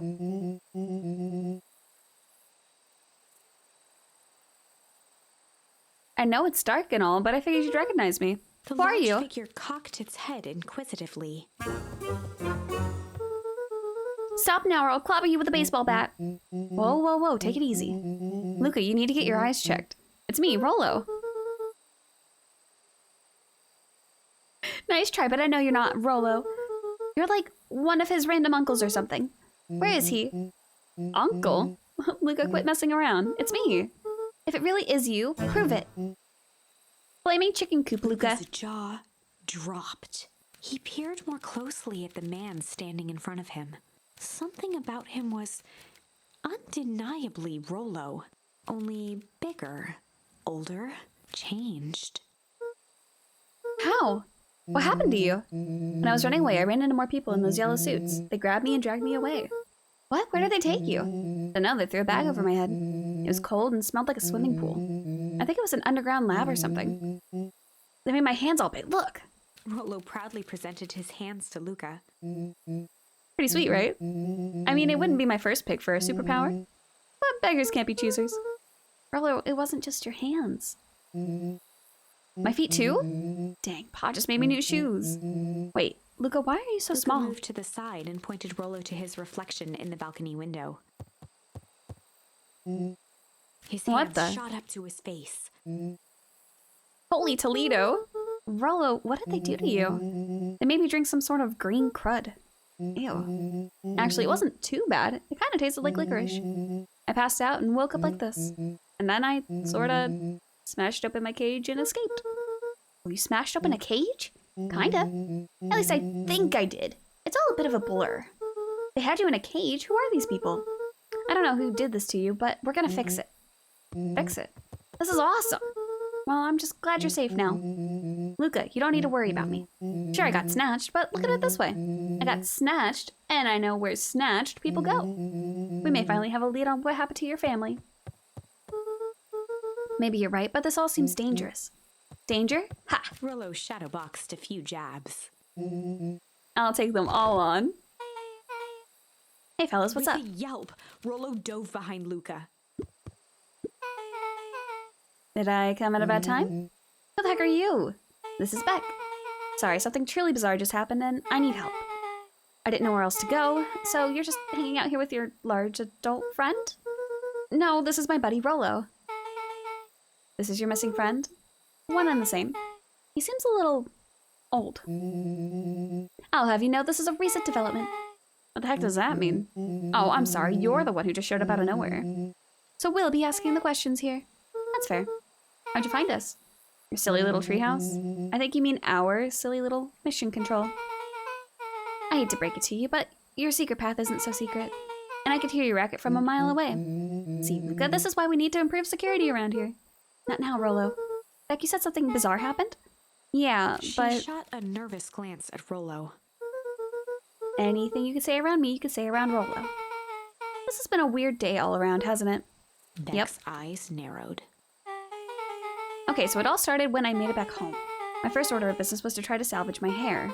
So I dyed it with some stuff from the chemistry set my mom gave me. Okay, just need to play it cool and hope no one notices. Notices what? Oh, nothing. I was just... Come over here and let me have a look. Honey, what in the world did you do to your hair? I just kind of felt like a change. This is going to take forever to grow out. You're the one who said that change was a good thing, right? I was talking about your mother's new job. Talking about us moving. Well, I guess I just took your lesson to Ilana heart. tried to put on a smile. Hi, Karma. Hello. It's not a phase, Mom. Before I forget, I came up here to tell you that Nellie had to go into work. Tonight? Her and Mr. Kerr decided it would be good for her to get some things done before tomorrow. That Kerr guy seems like a grade A creep. Beck. He is. Him and his weird cult of personality. You are not going to ruin this job for Nellie. It means too much to her. Oh, I know exactly how much it means to her. It means enough to her to exile her daughter to this podunk town. The place sucks. People are weird. You just don't know them yet. It's always cold. We're in the mountains. You'll get used to it. I can't even pick up a single decent station on the radio. It's all banjo music and farm reports. You know, I grew up in a town not that different from this one. Is that why you're better at talking to plants than people? Okay, so here's what we're gonna do. First of all, you're grounded. What? In the morning, I'll have Nellie come and see what we could do about fixing your hair. You need to look presentable for the festival. But not She another peep. sighed, and after a moment, looked down at Beck sympathetically. I know moving is hard, honey, but that doesn't mean you have to make yourself miserable all the time. Other people seem to have that covered for me. Oh, and if you decide to rebel by dyeing your hair She some more, flashed a sly grin and tousled Beck's hair. I'll just shave it off for you. Think of how rebellious you'll look then. Very funny. Thank you. Good night, sweetie. Good night, Mom. Wait. First of all, this town does not suck. Second, you need help because you got grounded? No. I'm sorry you got in trouble. It's my fault your hair got screwed up in the first place. Okay, so this is the timeline of went to the warehouse with Rollo together. They both split up. Rollo got kidnapped and now he's an adult. But because they got split up, he met up with Beck. They went to the forest. Iggy showed up. And she got the gunks kicked into her hair, which turned it gray.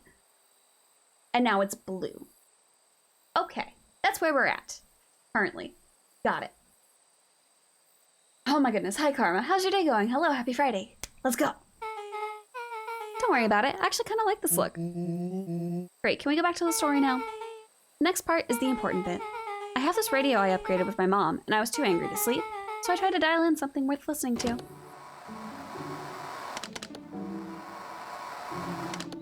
One more week and I move? God dang. Mr. Kerr, are you there? Mr. Kerr? Yes, I'm busy. What is it? Apologies, I have the founder on the line. Patch him through immediately. Oh wow, this just goes straight to it. One moment. Hello, sir. It's so nice to hear from you. Skip the pleasantries. What's your report on our new lead researcher of deep engineering? Oh, so this is her mom that they're talking about now. Nellie Modwell seems to be integrating nicely. At this very moment, she's working to help us meet our deadline. She's offered to work overtime before I even had the chance to suggest it. Excellent. And you have faith that she's capable of finishing the work left by her predecessor. Her work must be complete before the festival. I'll make sure she stays day and night until it's accomplished. Good. You know how I feel about loose ends. Yes, sir. Once she has finished the work, we need to make a determination regarding her long-term prospects in the company. Immediately, sir. I usually have more time to fully bring people into the fold. We are in the endgame, Bill. After your failures with Dr. Prescott, I can't afford to take any risks. Of course, sir. No loose ends, sir. Once she finishes the work, she will either leave the office completely committed to Perennial Harvest, or she won't leave at all. Perfect. Sir, if I might suggest, maybe we should delay just for a bit. Oh? It's just, we seem to be rushing to hit this festival deadline, and rushing into things has caused some issues in the past. I see. Please understand that I just want what's best for you. I'm eternally grateful for all that you've done for me. Bill, I'll make this very clear for you. I brought you in to make things run smoothly, not to have opinions. Oh my god. Of course, sir. Chin up, Bill. You were only a few days away from having everything you ever dreamed of. Yes, sir.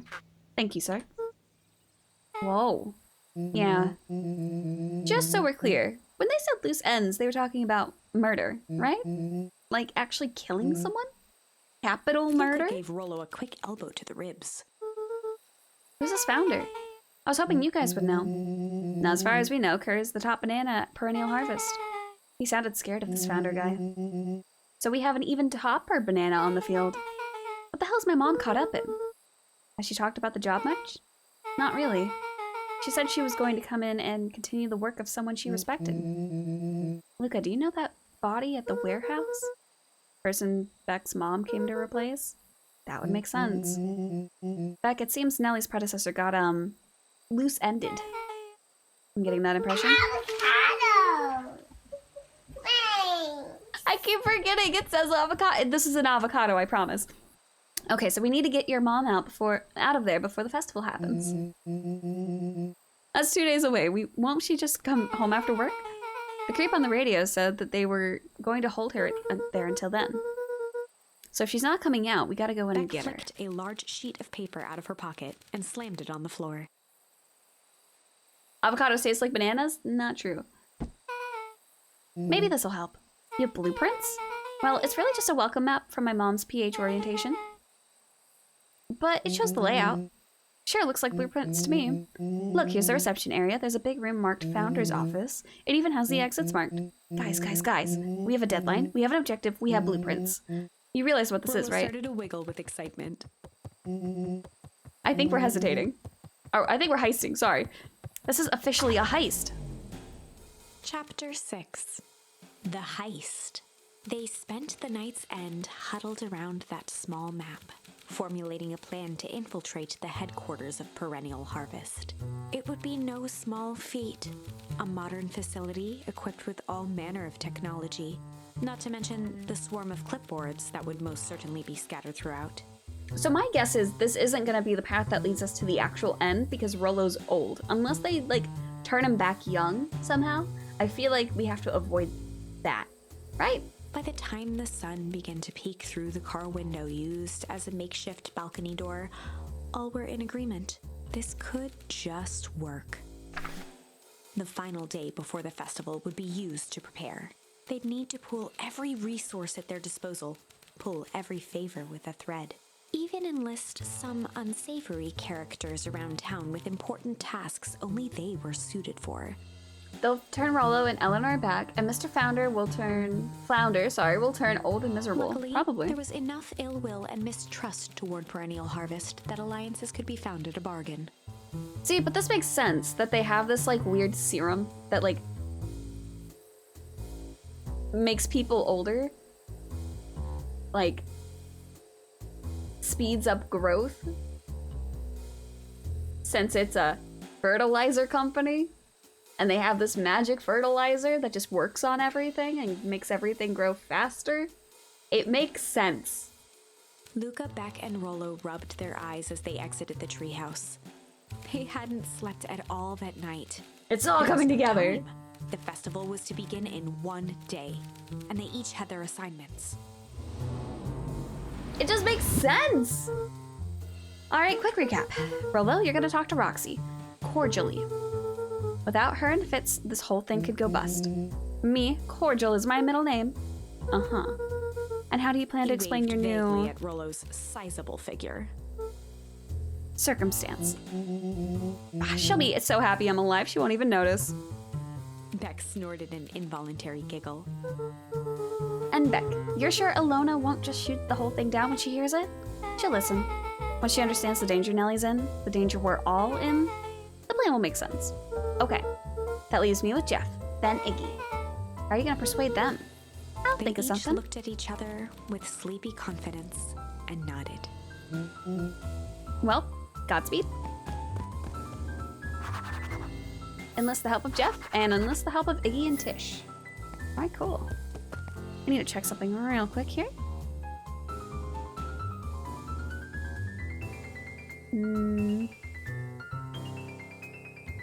Okay, cool.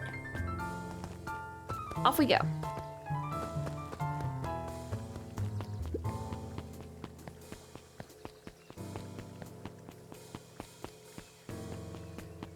Interesting, I can't talk to anybody.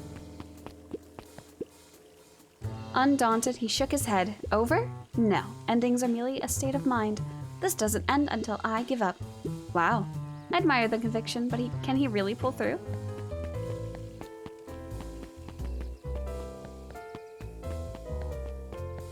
Alrighty.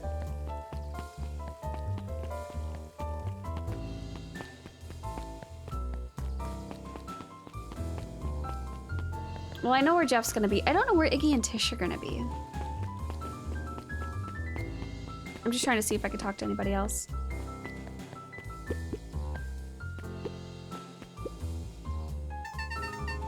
You ever wondered why an agricultural company employs an army of survey takers? The clipboards, they say they're just trying to make us happy. Do they want to make us happy? Or just figure out what makes us happy? An important discussion. Alrighty. Well, Jeff is going to be probably at his store. Hey, Jeff. What can I do you for? Well, I know how much you hate perennial harvest. Hate's a strong word. Oh, sorry. I mean, I didn't say it was the wrong word. Gotcha. So we're gonna break into their headquarters, and I thought you might be able to help. Jeff wheezed out a long snicker. Yeah, see, I knew you kids were all right. Great, The so you'll joy in help? Jeff's face drained instantly. Not a chance. But give me one good reason I should risk my hide aiding and abetting you Looking into the rascals. sullen eyes of his would-be accomplice, Luca blurted out the first word that came to mind.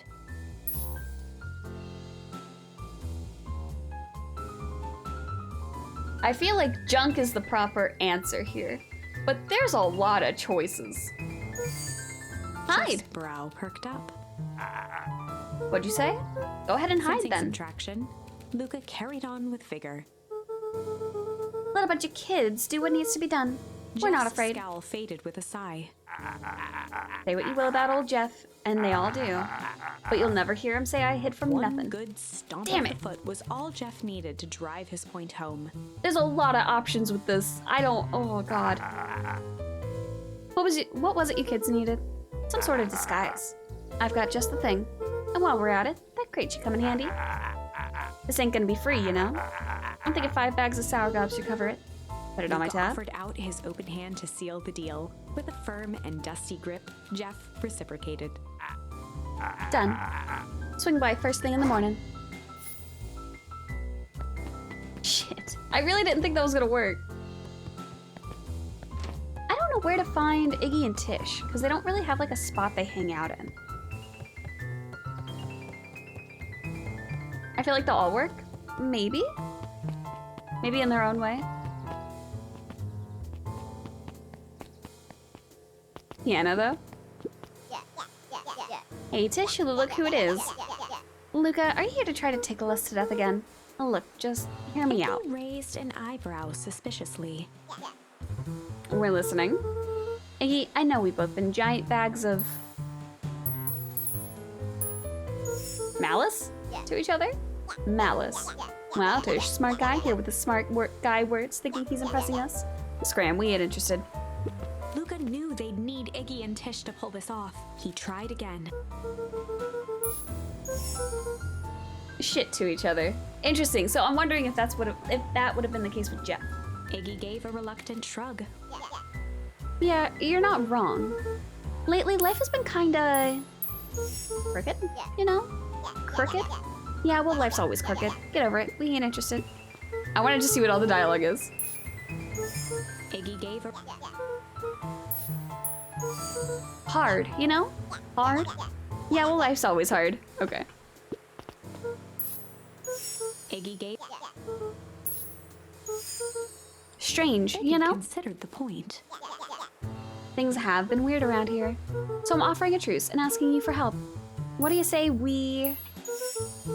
break our hostilities, at least for now? We do like breaking things, even if a truce means less breaking things. What if I told you there was a way to have a truce and break stuff? Go on. I need you to cause a distraction so I can sneak into Perennial Harvest A HQ. wild-eyed grin spread across Iggy's face. My, Luca Van Horn, I'm impressed.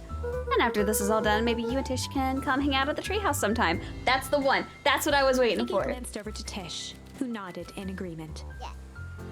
Fine. But not because we want to see your crappy treehouse. That's exactly why they want to go. We just like to cause Quick chaos. nod, Luca was off. Did you hear that, Iggy Tish? gazed up at Tish with a smile. He invited us to hang out at the A treehouse. single tear ran down Tish's cheek. I never expected this day to come. How wonderful. You said more than yup? Excuse? Chapter 7. Into the Hive. A good heist requires preparation, and thorough preparation takes time, something they had precious little of. So far, everything was in order. Jeff, Iggy, and Tish all agreed to do their part. Now we need Roxy and Beck Alona. radioed Luca that night with a simple and covert message. We are locked and loaded on my end. Okay, so now we just need And Rolo, Roxy.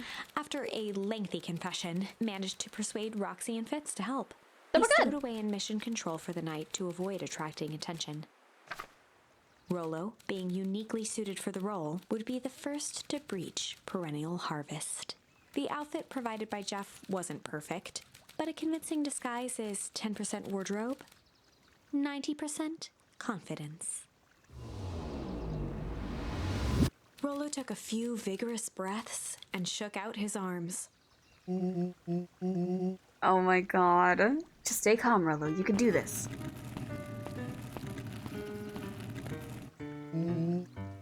Got your delivery here. A delivery? I don't have anything in my notes about a delivery. One moment.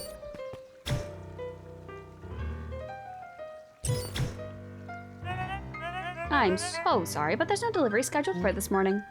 He had to Right. think quick. That's because this goes directly to the founder.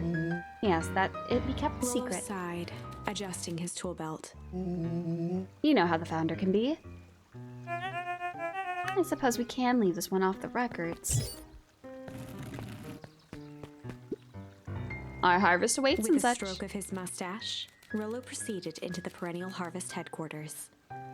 I have such a cute game idea, but I have to learn Blender for it. Go, go. Our harvest awaits. Package here for the founder. Oh, I didn't hear anything about... Yeah, this is a need-to-know kind of thing. I'll He stammered check. and flipped through the pages of his clipboard. This goes directly to the founder. I don't have time to fill you in. Oh, I see. If you could just complete this Rolo form. interrupted with urgency in his voice.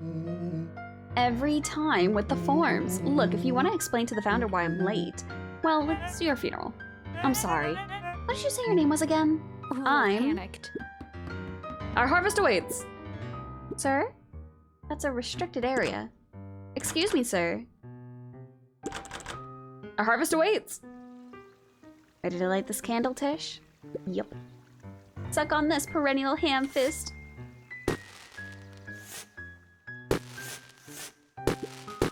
What was The that? distraction was enough for Rolo to regain his confidence. Just open the damn door. I've got a job to do. Fumbled around in a frenzy.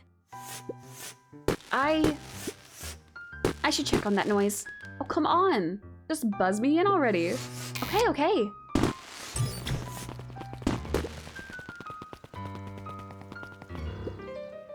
Phew, that was close. Our harvest awaits. Hey, I figure, when in doubt, stick with the classics. Well, that was a close one, but you pulled it off. Nice work, Rolo. All right, everyone knows what to do? Yep, deep engineering is to the north. I'll go with Beck, in case you need some muscle. I'll head east to the founder's office. You two be safe. All right, let's get up to some trouble. That's odd. There's not even any cups for the water.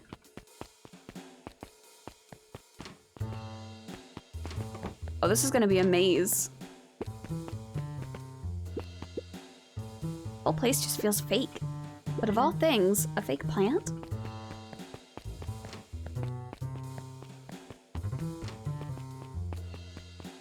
I think I see what they're alluding to? A hallway to nowhere. What's going on here? Is this some sort of mind game?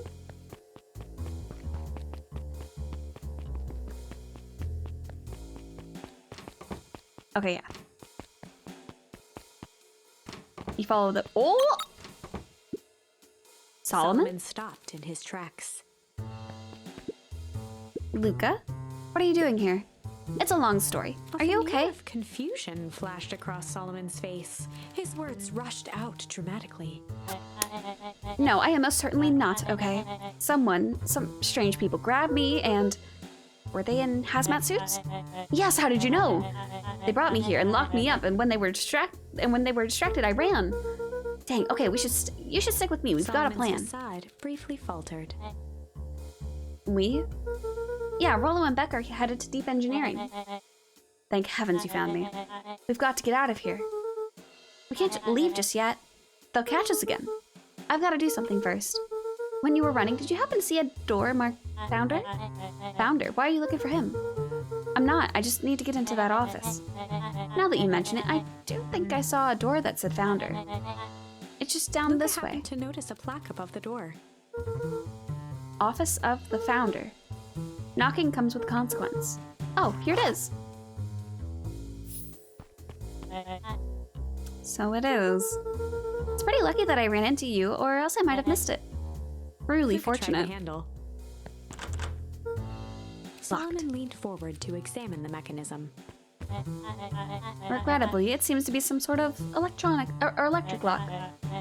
I don't see how we could possibly defeat a lock Luca like that. smiled and looked at his watch.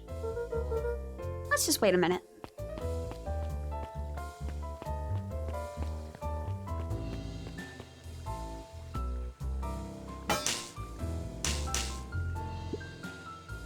I don't know what sort of funny business you're up to, but I like it. Mimed a quick hat tip and ambled off with a whistle.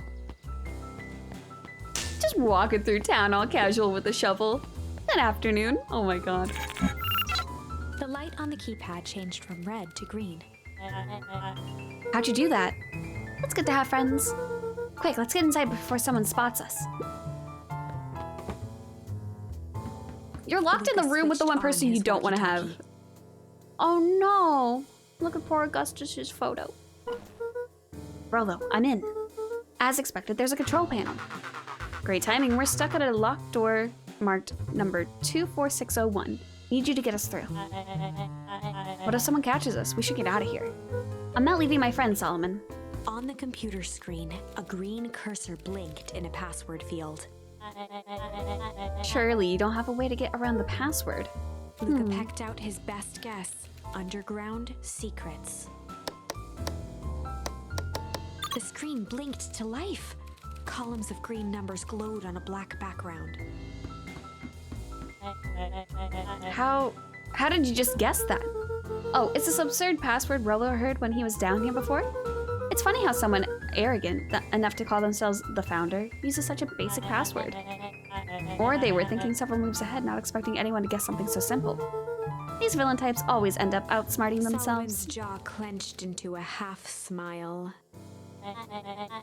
Your powers of deduction are as impressive as your Luca luck. quickly scanned the columns for number 24601. Rollo, I think this should do it. Bingo, bango, the door's open. Luca, you'd never fail to impress. What is that slippery lout even doing down here? We have a friend whose mom is in trouble. We're here to get her out. I see. Okay, Luca, I think we're close. The next door is marked 13806. Once again, Luca scrutinized the numbers on the screen. Snatcher is cursing so hard in his In head. that moment of distraction, Solomon reached forward and pressed a large red button. Oh no. Maybe this one opens the lock. Crap, we've got company. Luca, must go faster. One sec, I can't think with all this Quickly noise. skimmed the screen with his finger. Here it is, 13806. Go, go, go. First these fumbling hands. My apologies, Luca. Don't beat yourself up. I know you were just trying to help.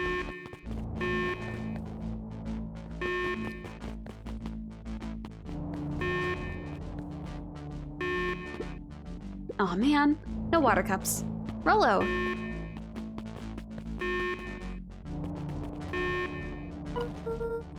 Rollo, are you okay? Rollo, come in. Mr. Kerr approached with a sneer and spoke into his walkie-talkie. I like how polite the guards look. Oh yes, absolutely. You could turn off the alarms. With They're trapped. satisfaction, he called into the hallway.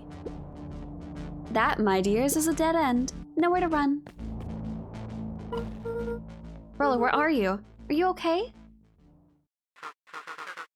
Yeah, I think we lost him. Making our way back to Nellie's office. Oh shit, that's clever! Okay, you two rabble-rousers are coming with us. Nope. My god, make a break for it. Did that little shit just kick me? Don't just stand there after them. Okay, I think that worked. Roxy and Fitz have them on a wild goose chase.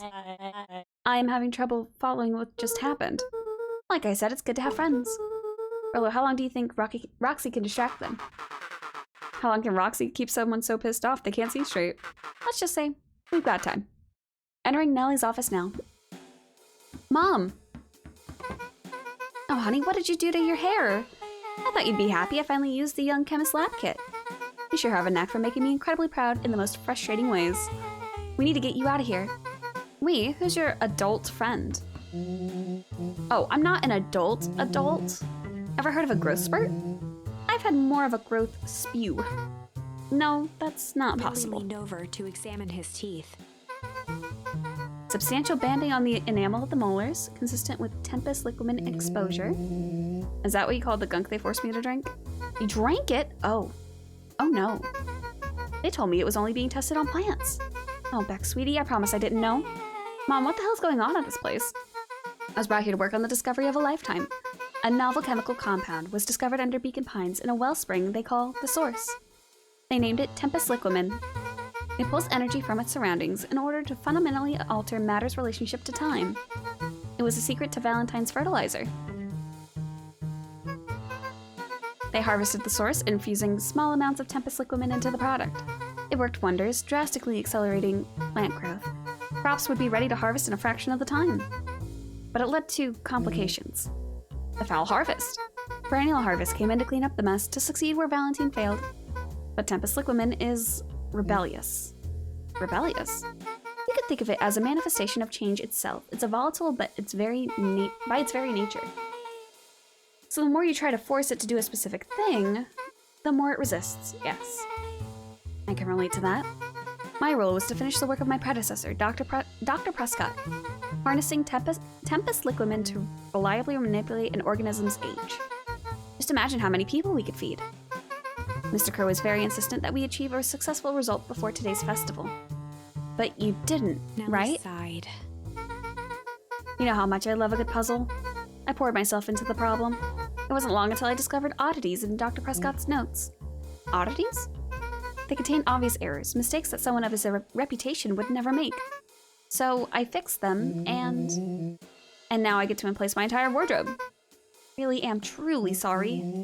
Meh, these clothes were all hand-me-downs anyway. Sounds like Dr. Prescott figured it out, got cold feet, and intentionally sabotaged his own work. I had considered that possibility. I've sent a letter asking him to clarify his thinking. Mom, Dr. Prescott is dead. Kerr had him killed. What? I overheard him talking about it on the radio. That's why we gotta get you out of here. Now. Wait, the vial. I finally solved the chemical equation, allowing direct control of aging. Mr. Kerr picked it up just before you came. All the more reason we gotta hightail it. In the good, we've got Dr. Modwell. Hey, heading your way now. Roger that, be careful. Alright, everything's on track. And what's your plan for escape? I'll go over everything when they get here. In the meantime, maybe we can dig up some more info. Malice 80 proof whiskey. A hard drink for a hard man. Wow, even his alcohol is arrogant. Muttered inaudibly. I should just smother you right now. What's that? I said I shouldn't bother you right now. Don't be silly, you're no bother at all. Let's see what else this bad boy has on it. Security system.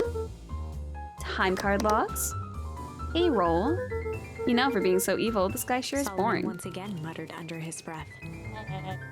Just you wait. Huh? Oh, nothing. Luca tugged on each of the cabinets.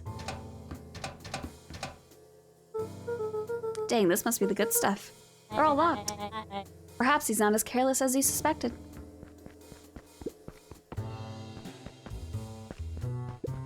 Let me look at the desk.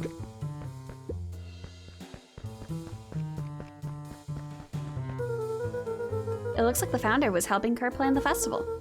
Why would such a secretive leader be obsessed with a party? Only time will Luca tell. held his hand up to the ashtray. Still warm. He must have been in here recently.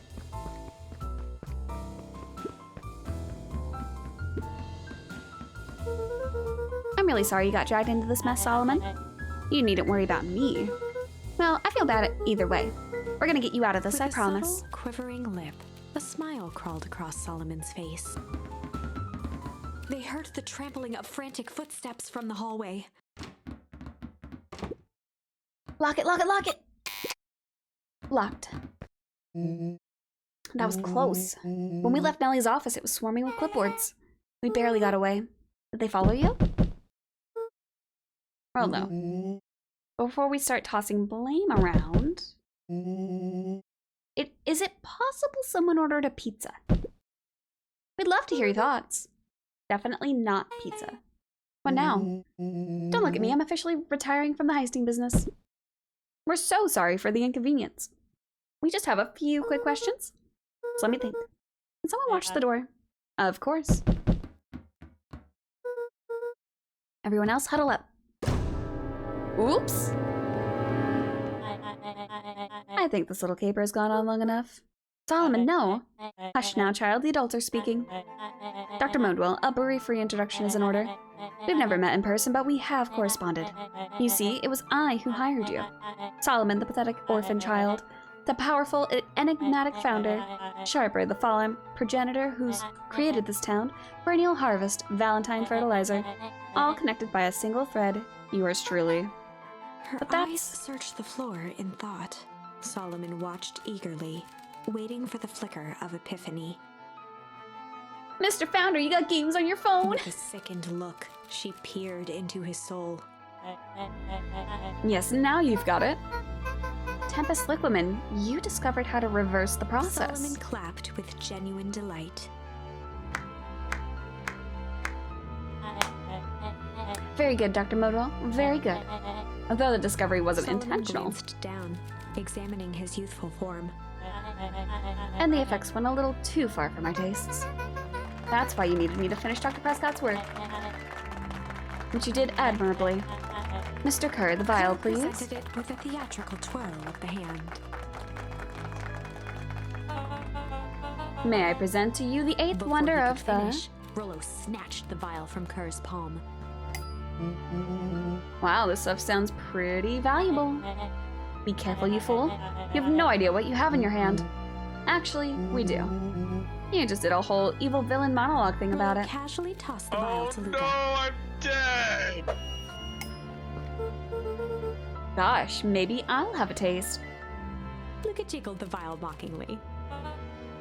Seize him. Luca! Over here! Hi! Hello! Hi, Sheena. Thank you so much for gifting 5 subs. Where would you like your votes to go to? Oh my god, hi! Hello! Thank you so much. If you got gifted a sub, I hope you enjoyed the emails. Hi! How's your day going? Hello, hello, hello. Hi. Snack and hydrate properly? Will do, will do. Where are your votes going for the Fantasia poll? Midlander? I'm assuming Midlander, because that's where the rest of them have gone.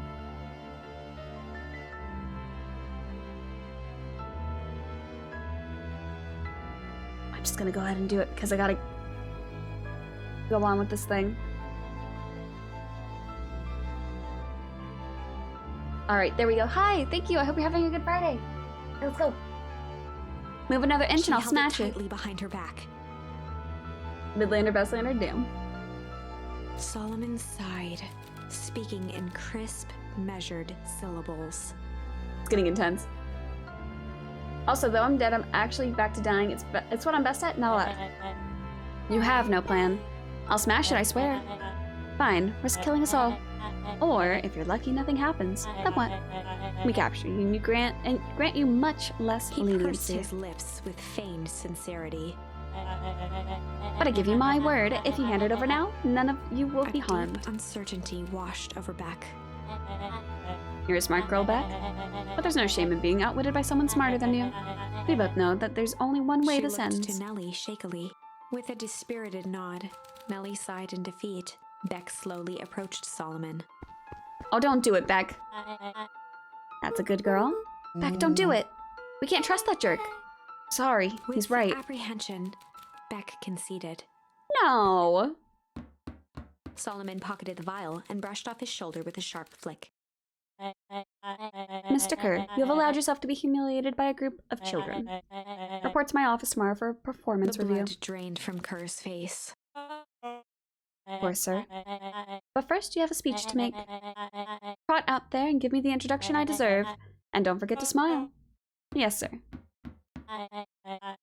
And to think all of this is thanks to the efforts of Mr. Van Horn.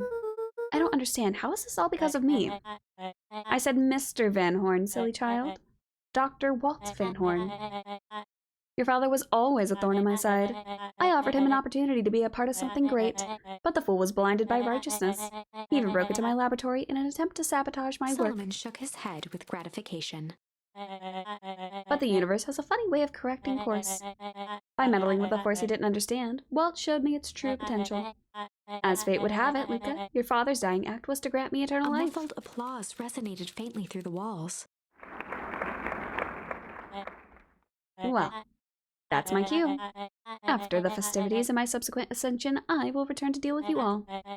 Until then, I suggest you use this time to reflect on the magnitude of your failure. Oof. You three, keep post outside the door.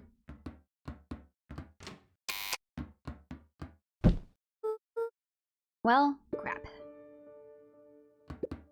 Nellie was staring at the floor, deep in thought. Sorry, Luca, give me a minute to calm my mind. I can't believe Beck sold us out like that. I'm not sure she had any other choice. So, what now? What's the plan? I don't have one. Of course you do. You always have a plan. Rollo, you just need some time. Rollo, it's over. We lost. Hey, I'm sorry, Luca. I did what I had to do. I know, it's just we were so close. I've got a feeling that eventually Solomon will get what's coming to him. Time wounds all heals.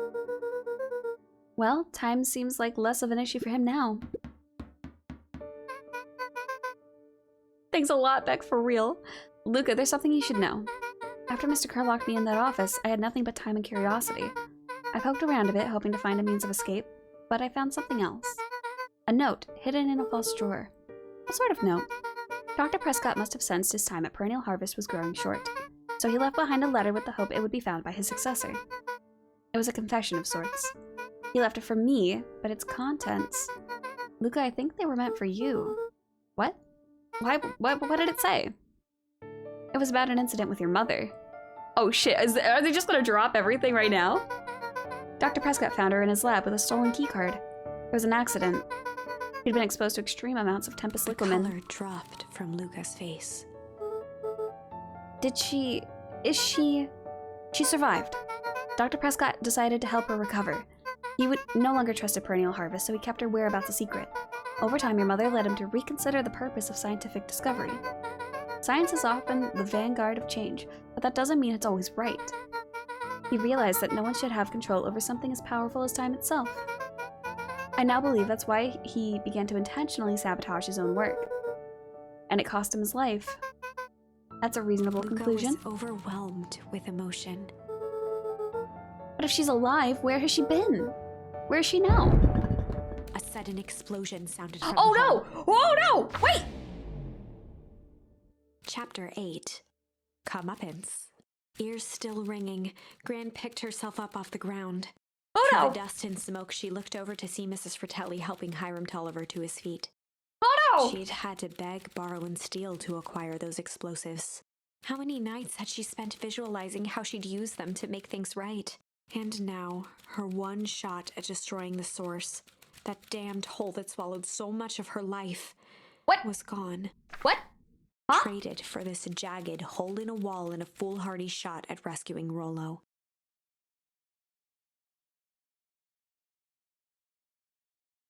She didn't freeze the town. She didn't freeze the town.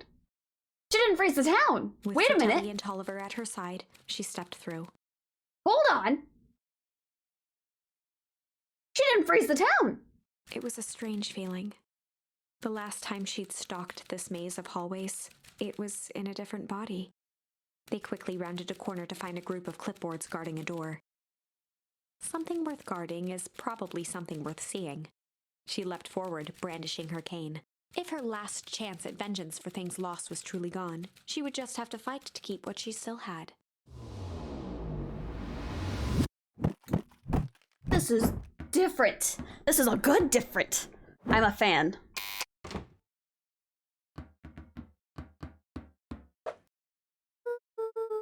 Gran, what are you doing here? Luca, what are you doing here? We're here to save Nellie. We're here to save Rollo. Hey, Mrs. Lucas Gran. That's awful nice of you. But I'm fine. Oh no, what did they... Gran, there's no time to explain. We have to go now. Come on, everyone. We've got a party to crash. They made their way out from deep within Perennial Harvest, just as Solomon finished up his speech. Thankfully, we can dispense with the formalities from here on Solomon out. pulled a glass vial from his pocket. And does his thing. We've got to stop In him. one smooth motion, he downed its contents. A triumphant smile grew across Solomon's lips. No! Well, I guess that's it. We lost. I wouldn't be so sure about that. With a mischievous look, Beck elbowed Luca. Remember when I had the vial behind my back?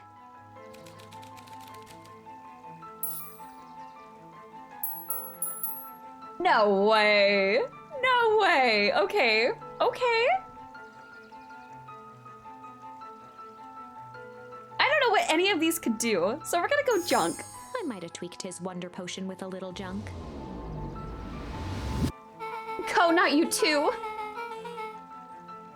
I can't wait to see the look on his face when he realizes he drank his own cigar ash. How did ashes get into the vial? It was pretty easy to mess with the vial when it was behind my back. Oh, that's sneaky. Well, it's a bad habit anyway. Pa always said bad habits are like 50-yard field goals. On lunch, there was a package at the door for you, so on the couch, thank you. Huh? Hard to kick. You can all call me Sharper Valentine. His body and face began to contort and expand as he disappeared into a belching green mist.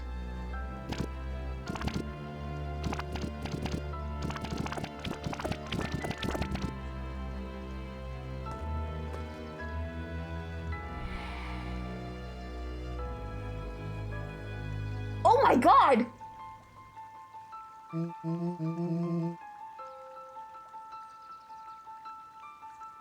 Okay. Oh no, I'm dead! I mean, yeah.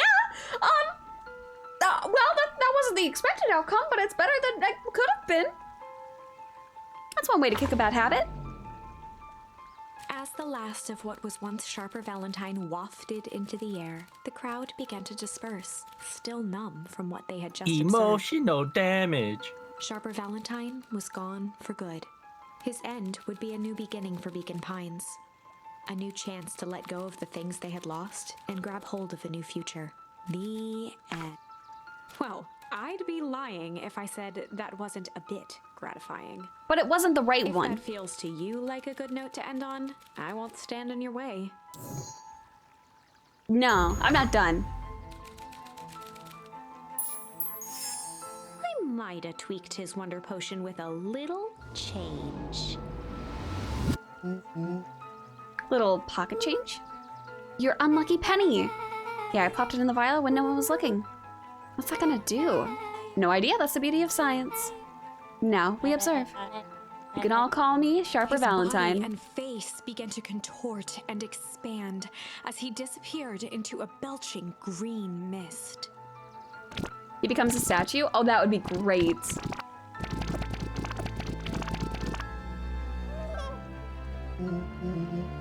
Holy crap, he's a baby! Yeah, but he's still a Sharper, right?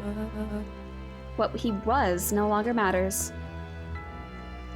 Oh, look at how grumpy he is! And this is an innocent child. I apologize for all the harm my father has Eris caused you. awkwardly cradled the squirming child. That's so great. She looked to her brother, her voice shaking with uncertainty. Augustus, what do we do what Valentines always do. What must be done? I'll hurry home and prepare a crib for father, or young Sharper. That would be a great help. She Thank looked you. back down at the infant with equal parts kindness and terror in her eyes. With a shake of her head, Eris addressed the crowd with a stern scowl. Okay, everyone, the show's over. You may leave now. Epilogue. Beacon Pines' coldest summer on record came and went without much fanfare. Folks shared what they had and none were left wanting.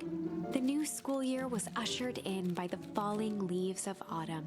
After everything Luca, Rollo, and Beck had been through, middle school was bearable. The chill of winter didn't seem to bother people much. They kindled a hope for a better future in their hearts.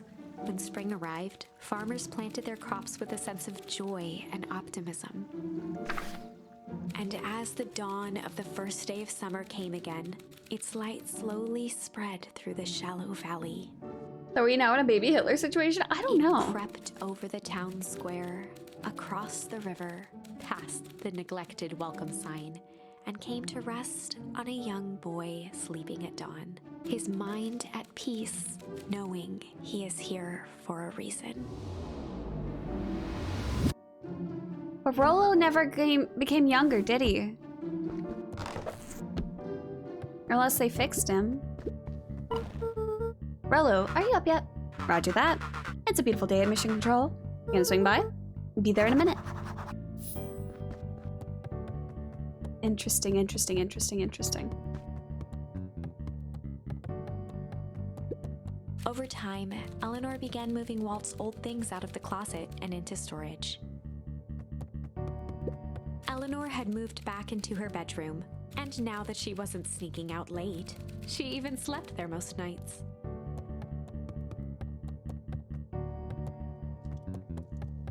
You knew change was gonna be the real ending? I mean, it makes sense. It's very full circle. Mom, I'm ready to go now. You go on without me. I'll meet you there. I've got a batch of jam to finish drawing. See, part of me wants to see the ending where she goes back to being her normal age, right? And I feel like that's an option here. I just haven't found it. It's funny. I only started making jam as a way to send messages without anyone noticing. But now, I enjoy it.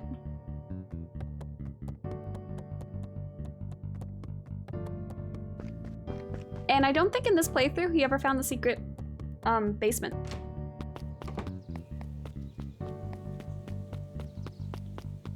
Sorry, I just gotta see if there's anything extra out here.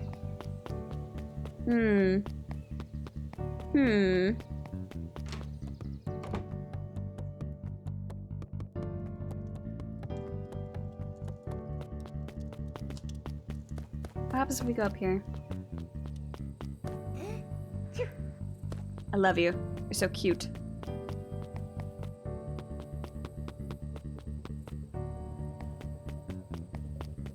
Oh, I see. Oh, I see. Interesting. It does seem weird that they didn't fix that, even though they have Nellie who did figure it out. Right, that's why I feel like this isn't the end yet. I hear you and Rollo have big plans for that little treehouse. Yeah, it started getting crowded after we revoked the max capacity 1 Rollo 1 Luca rule. So we decided to expand. But at least we've got some help with that. How's the internship at Nellie and Alona's shop going? It's been great. I'm hoping it helps me get into the School of Agriculture up at the state.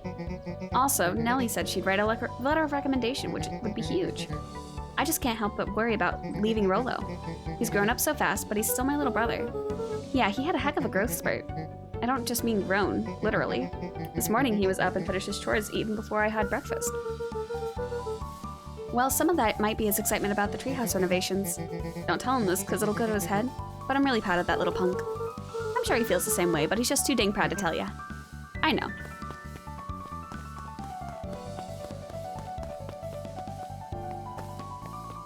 Hey. Hey Gus, how's the tree planting going? Couldn't be better. I'm so grateful to Alona and Nellie for letting me help. I just wasn't built to be a mayor. Too much bureaucracy. guess we finished cleaning up the sidewalks. When What's Perennial next? Harvest collapsed, most of the clipboards skipped town. So, okay, because yeah, they didn't continue Perennial Harvest stuff, which is where all the research stuff was happening, and I'm assuming they just were like, fuck it, we're not gonna do any of this shit anymore. So, they didn't turn anyone back to their normal age, so there's gotta be a different ending here. There's gotta be. Some stuck around and dedicated themselves to making things right. Anyone with a knack for art can help paint the new offices. You can count on us. Well, looks like you've really found your calling. I've never felt really comfortable telling people what to do. Now, this right here, this is something I can be proud of. That's adorable. How's the napping this morning? The most underrated part of a good nap is the view. And the view's getting greener every day. Nice. I see you decided on a name. Yep, we had to clear out all the old stuff before putting on the final touch. Slow and Dirty Harvest is now official. I like it. It was actually Nellie's idea. There's still a lot of work to do, and the name serves as a reminder. Just because progress is important doesn't mean change should happen so fast. In fact, I've learned that the more you care about something, the more important it is to take things slow. Our motto is go slow and fix things. Amen to that. Oh, it's gonna let me go this way. He's so grumpy. I want Nellie's sweater so bad, it looks so cozy. Young Mr. Van Horn. How's little Solomon or Sharper doing? Young Sharper seems to enjoy nature more than I. So we do a lot of strolling these days. Has he, you know, attempted to crawl out of his crib and plot world domination? Yeah. Thankfully, no. I spoke at length with Dr. Modewell, and she feels that Sharper's infant mind was not developed enough to retain his previous memories. For all intents and purposes, the child is unmolded clay. Let's hope he's a little nicer the second time around. That is the objective, yes. But really, all I can do is try and hope. 2 activities I am endeavoring to find less distasteful. Well, I think you're doing a great job, and the whole town is ready to help out however we can. I can't wait to teach him how to throw a Eris did baseball. her best to ignore the tears welling in her eyes. That would be acceptable. Okay. He looked to his friends with a thankful smile. After everything that could have gone wrong, everything did go wrong. We made it. Closing The her end. eyes, Miss Hatch took a deep, relaxing breath.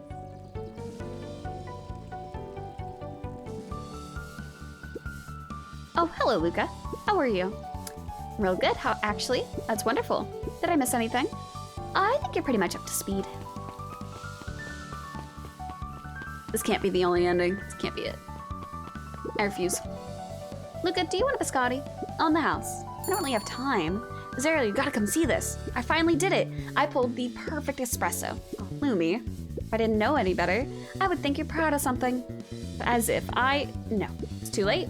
You are now officially a person that cares. Damn, he got caught. This piano going to town, the music is spectacular. There's been a lot of different tracks too, for like different moods and things. Oh, they got rid of the thing. Hey Luca, can you tell Roxy I'll be free in an hour? Sure thing. My dad's making me stock the shelves for the summer. He said it builds character. I think he meant to say it builds calluses. Builds character? Yeah, it builds something all right. Luca, can I interest you in a delicious He playfully apple? waggled an apple. No, thanks. Just saying hello. Well, hello then. Mind telling your mom we need a new crate of jam?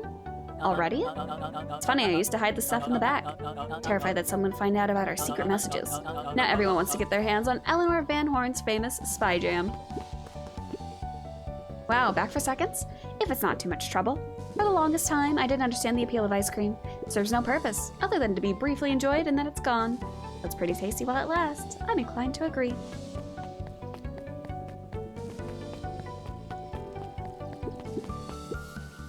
What's today's news that needs knowing? I'll give you tomorrow's headline today. Our old friend Patrick C. Montesquieu, aka William Kerr, just performed a stirring rendition of The Iceman Cometh at the State Correctional Facility. I hear there wasn't a dry eye in the house. Well, I guess he has plenty of time to work on his craft. Damn. Hey, Dawn. You're adorable. I'm glad you swung by. More follow-up questions for your story? Nope, I got everything I need. Thanks again for that. I sent a draft of the story to a reporter in Capital City, and they offered me an internship. Of course they did, you're an amazing reporter. I don't know about all that. A story about a phony corporation that picked up an entire town of people? and move them to cover up a massive illegal mine shaft full of incredibly hazardous chemicals. Sort of writes itself if you think about it. Just don't forget us when you become a fancy big city reporter. Capital City isn't that far away. I'm gonna have to come back from time to time to check in and see what sort of new trouble you've gotten yourself into. Sorry to disappoint, but my adventuring days are over. We both know that's not true. What makes you say that? Call it a reporter's intuition. Mrs. Oh. Fratelli glowed with a carefree smile. Is that your suitcase? That is 2 weeks of unencumbered tranquility. Excuse me? Would you be so kind as to take my order? 2 weeks of sand, margaritas, and forgotten obligations.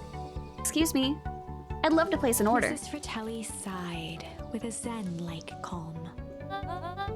Just as soon as the lunch rush ends, I'll be a feather on the wind. Going on vacation? For the first time in years. And I've got you and your mom to thank. Why's that? She didn't tell you yet? You two are gonna fill in for me at the diner while I'm gone. Just like old times. What's the deal with the word? Dog from the Iggy timeline. Oh, the dog or the rat or whatever, Nat? Oh. And here's the other thing. And I wasn't gonna bring it up. But I kind of spoiled it a little myself because I follow the Beacon Pines page on Twitter, right? Because I wanted to keep updated on when the game was coming out. Well, they posted things about the game being released, and there was a video of a scene I haven't seen yet. And now I know it exists, and I know I haven't seen it. So now I have to find it. It's fine, I'll wait. So, and it wasn't anything major, but I distinctly know I haven't seen it. Which is wild, because I've been playing like 7 hours of this game, and I still haven't seen the scene they teased in the launch tweet. So there's something else. And that's the only reason I know. And I feel like I've been very thorough. Over the school year, Kato and Bert had become close friends. But did you know that when they covered up the source, they found a new species of fungus? Yep, and they're studying it in the new labs. Did you know that Beacon Pines is now the smallest town in the county? Yep, close to population before Perennial Harvest moved in. It typically went on like this for quite some time. I can't believe it's over. Yeah, the town's really starting to turn a new leaf. The town? I was talking about Hank Atomic. I just finished the last issue. How was it? As great as always. Hank finally returned to Earth. But I just feel weird now. Weird can be cool. It just means you're ready for something new. Any suggestions? You could ask Miss Hatch about what she's always reading. She seems to really enjoy it. Huh, maybe I'll do that. The scene where Rolo says it's over, Anakin, I have the high ground. Oh my god, no. No. Luca peeked over Piper's shoulder. Laid stealthily inside a large volume of mathematics was the first issue of Hank Atomic. Oh. Piper, are you reading Hank Atomic? Do you mind not telling anyone? I've kind of got a reputation to uphold. Oh, it's nothing to be ashamed of. Just about every kid in town reads Hank Atomic. Honestly, I'm excited for you. What I'd give to start over fresh, to experience it again for the first time. I guess that's the downside of finishing something nice. At least now I can enjoy it again through you. Promise to tell me about it as you go? Sure thing. Like, I'm not gonna tell you what I saw. But just know I saw it. Hey, Mr. Nuncreed. I'm gonna go see my dad in a bit. Did you want to come with? Even after everything I did, you'd Mr. still... Nuncreed shook his head. You really are your father's son, aren't you? I don't think I'm ready for that yet. Well, you're always invited. I bet he'd love to hear from you. I'll visit Walt in my own time. You run along now. God, look at all the bunnies. With Perennial Harvest gone, the transportation tubes were left unused. Come one, come all. No one is too big, no one is too small for Jeff's wild ride. Maybe not completely unused. Just one piece of candy for the ride of your life. Who's next? Let me see. Guess what? Yesterday I saw a 50s. I don't know. And that's good. It's great. I haven't spotted one of those in years. At this rate, Beacon Pines is going to become the bug capital of the county. Blah, blah, blah, blah. Are there bees here? Damn.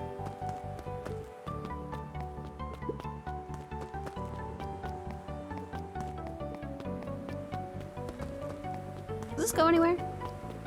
No.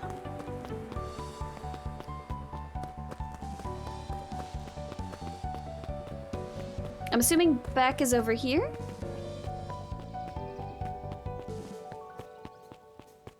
Okay.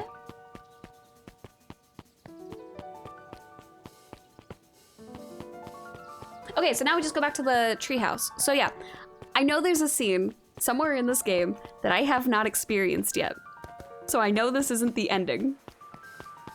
I totally forgot about Nat though, because we only saw Nat the one time when we were at the source, or at like the, yeah, basically at the source, back at the original town with Iggy. That was the only time we ever saw Nat. So there's gotta be something more there. Hi. Luca, get this. I managed to reel in an actual fish this morning. Seriously? Yeah, an honest to goodness, flippin' floppin', swammin' fish. I don't think I've ever caught an actual fish here. Been at least 7 years since I've caught one. I'd say it's a good omen. What do you do with the fish? Oh, I released it back into the pond. I'm hoping to catch it again tomorrow. Oh, I see. A little higher. Yep. A little lower. Yep. A little higher. Yep. I'm telling ya, the angle isn't the issue. We need more power to the radio. Luca, there you are. Would you tell him it's not the angle? Hey, I'm not in charge of the antenna redesign. Fine, fine. Iggy, just don't do anything drastic until we get back. Who, me? Tish, you're in charge while I'm gone. Yep. They'll be fine, right? It'll be fine. If we really want Mission Control to turn into something bigger and better, we have to loosen our grip a bit. You're right. Lead the way. Check in with Beck at her house. All right. So we were gonna have to go anyway. I see.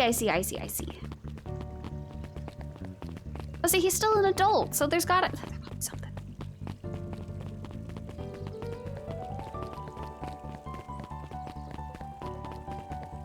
So I actually didn't have to run through town just yet because I was gonna have to anyway. That's pretty funny. I was worried it was just gonna end at the treehouse, so I'm like, let me go talk to everyone first and then worry about Rolo after. I have news I think you'll enjoy. This morning, I unpacked my last box. We officially moved in. It's just a box. Let's not blow this out of proportion. Sounds an awful lot like putting down roots. I guess I decided this place is root-worthy. You're gonna be stuck with me for the foreseeable future? I do have to warn you, most years aren't going to be as interesting as this one. I think I'll manage. Ready? Before we go, there's a bit of a surprise.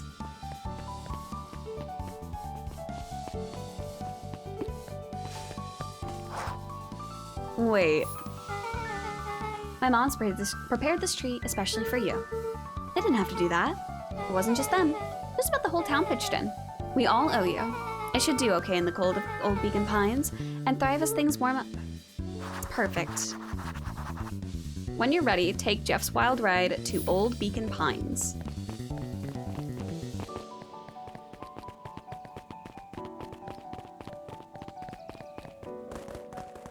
Well, I think we're ready because we've already talked to everyone. You got it. Now that's a good looking tree, being a special occasion and whatnot. This ride's on the house. You're gonna want to hang on tight to that little tree. Is there any way, shape, or form to know who is the anonymous gifter, or is it 100% confidential unless they reveal it? 100% confidential. I have a guess, but I won't share. Sorry. I think this is it. It can't be it. And I've been waiting for. I don't like that being it, though. Honestly, I began to lose hope of ever finding it. But then you came along. I don't know exactly how to thank you. It's hard to explain how much this means to me. I'm sus. It's funny, now that our time together is finally ending. I'm at a loss for words. Let's just watch the end together. Done. A good little tree. The best little tree. Thank you, children. This means a lot. Yeah, thanks for everything. Chucks, I only did what any super awesome best buddy would have done. We should probably give you some time alone now. You good? Yeah, I am. Been a wild year. How are you feeling? Everyone keeps asking me that. I'm fine, really. Pa always said the only thing fitter than a fiddle is a cello. I feel like a dang cello. Well, if you ever stop feeling like a cello, I'm here for you. I know, you don't even have to say it. You two make an awesome pair. Excuse me? We're a trio now. Yep. Thanks. Just one thing missing now that you're a part of our group. Missing? Let me tell you a little story about a man named Hankaton. Oh god. I won't be long. We'll be waiting for you back at the phone booth. I found the perfect way to start our summer. Colors has all the answers and rumors to the game. LOL, too bad, so sad, not sharing chat, bunch of noobs. I don't have all the answers to the game. I've just seen one specific scene in a trailer that I know I haven't seen in the game. And it's bugging me a lot. You've got some good friends. I'm so proud of you. Your father would be so proud. I know. Mom, can I ask you a question? Do you ever dream about Dad? Not a night goes by that I don't. Are you ever afraid that you're going to forget him? Forget what he looked like? Forget his voice? No, because so much of him lives on in you. He loved that old tree, but I know he would have loved this one more. Because his two favorite people planted it. I'll give you two a moment. What if it's not actually in the game and you got debated? It better fucking be in the game. I'm gonna be upset if it's not. Hey, Dad. Dr. Modwell says that over the next few years this place should warm up. So you won't have to be so cold for much longer. I think I finally understand why you left that night. There were things you believed in. Big things. Those beliefs were the things that made you you. If you wouldn't have stood up to Sharper, stood up for what you believed in, you wouldn't have been the same person anymore. You had to go. But that didn't mean you loved us any less. I might not visit you as much as I used to. I know you understand. Who the frick's the mayor now? Eris? Maybe?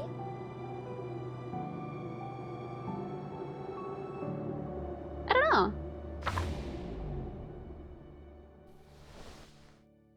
So that's... Can't be it.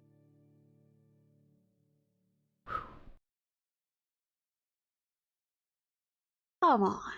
There's gotta be... There's gotta be more! No! I'm not okay with ending there. I'm not gonna end there. I refuse. Can't make me.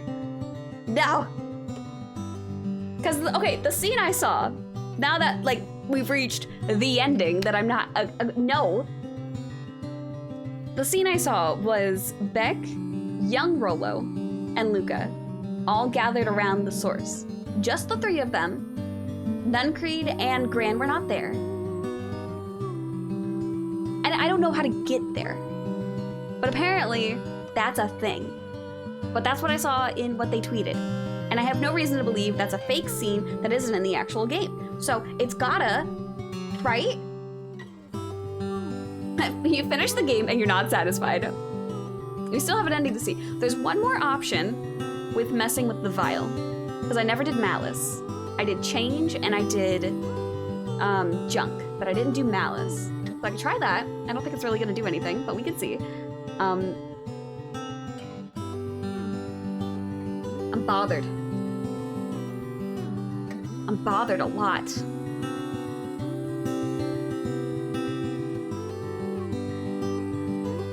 I really like this game though. I'm just really bothered. I'm not ready. I'm not prepared to be done yet.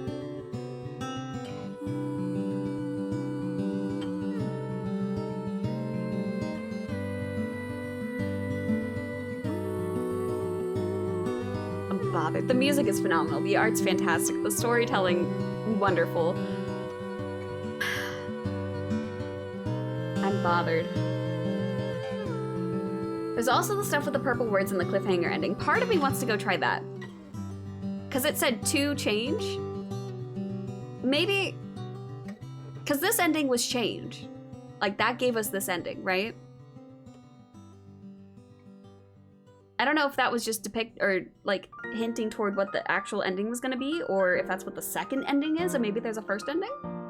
Are we gonna see you in the backers list? No. I didn't know about this game until the demo. I had no idea about the Kickstarter. But god, this game is amazing. By the way, it's on Game Pass, so if you have access to Game Pass, it's on there. As is Tunic, which you should also play. By the way. Yeah. A hydrate, of course.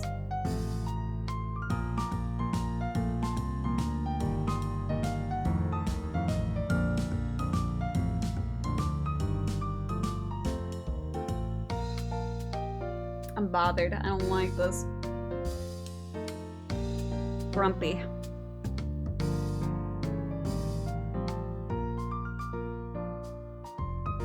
This is a really long list, but I'm trying to get to the end of it while I sit here and stew over how much I want to see the other stuff in this game. How much of a spoiler is it to look at achievements?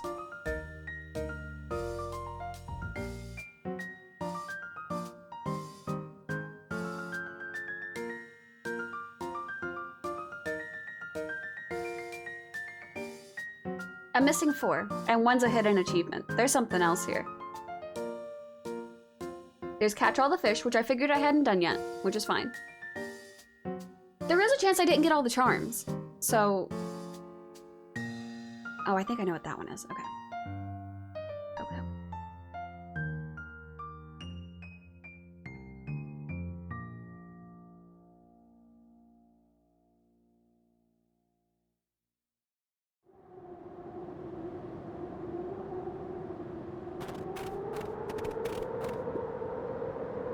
Wow, nice kick. Oh no. Sharper, did you find it? Yeah. I found...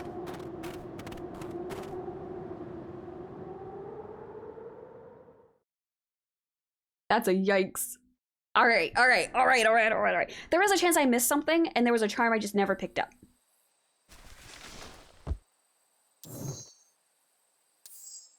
Okay, No.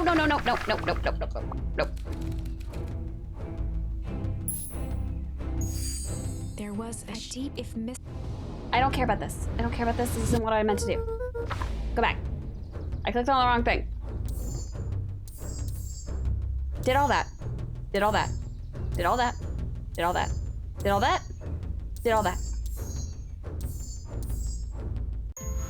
This is the only one I still have something on.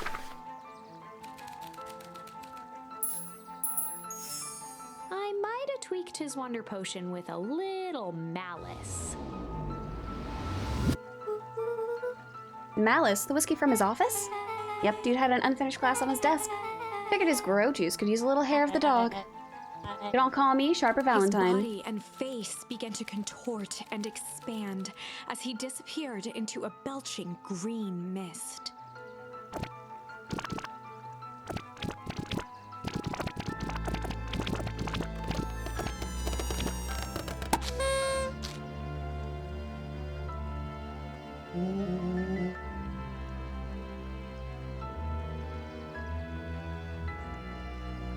That's what I call 80 proof whiskey.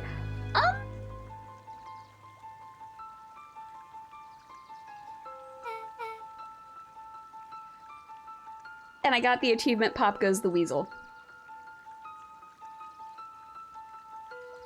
All right. Damn, dude.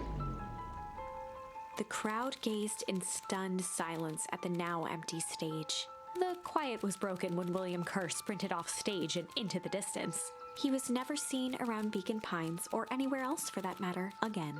Watching the silhouette of Kerr disappear over the horizon, Luca began to laugh. First, a low chuckle that became uncontrolled, heaving laughter. Through his tears, he was vaguely aware that the crowd had begun to laugh with him. The end. That was unexpected. Perhaps a bit of an absurd ending for my taste, but who am I to say? I'm only writing the damn thing.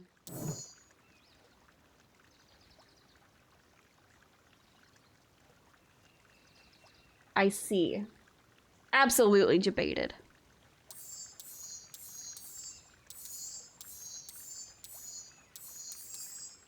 There's absolutely a chance that I just... Ugh. I guess that's it. I don't want that to be it. I'm gonna achievement hunt for a minute here, though. Because I can. Why not? But, like, Nat was never... I don't like that Nat was only there for this.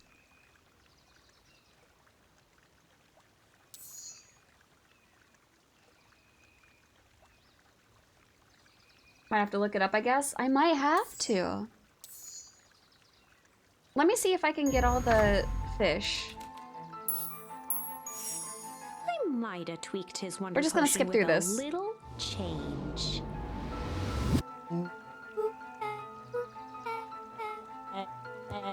His Actually, there was probably an easier way to do this. I'm realizing. Whatever.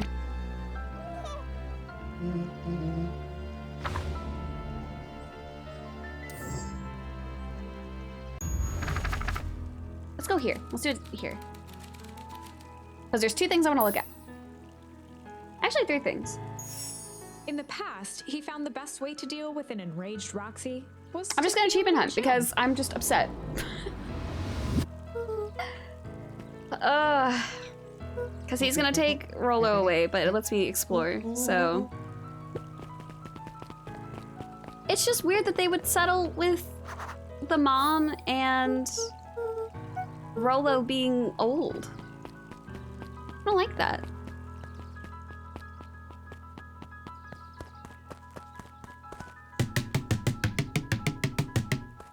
Supposedly there's a way to kick this, and I don't know how. But there's a way to kick it. Do I have to like find a ball or something to hit it with? Find a way to kick a melon. That's the only melon I know. Okay. We're gonna go back to the fishing hole. See if maybe there's more stuff we can get there, and if not, that's fine. And there's one other thing we can do for the sake of achievements. Bacon Pines! This game has been phenomenal, though. I think there's like one thing missing. Come on, there's gotta be one. I'm missing it! Well, gently good for skimming. I guess I don't know what that is then. I missed something somewhere. It's frustrating. Alright, I will do the last thing that I know. The road leading to Beacon Pines was long and uninspiring. Actually never interacted A with sort this. of natural barrier for the impatient. Damn. Alright, there's a charm I never got somewhere. Okay, well, one of the achievements is Born in a Barn, which if I had to guess is open everything and then leave it open. If possible.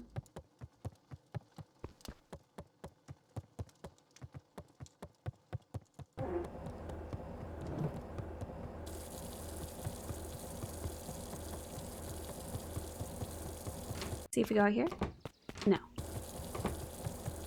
I'll do this and I guess that'll be it because there's nothing else I can do. Well, I didn't get it, so that's great. I'm upset. I don't want that to be the ending. Give me more. But I definitely did all of it. Well, I know I for sure missed a charm somewhere. And I have to kick a melon and leave all the doors open somewhere. So I'm bothered. But it is what it is. I've only been on for 3 hours. Do I want to do anything else? Not really. I think I might just end it there. Damn! Well, that's it. It's done. And nothing more to it. That's it. We're done. I'm upset.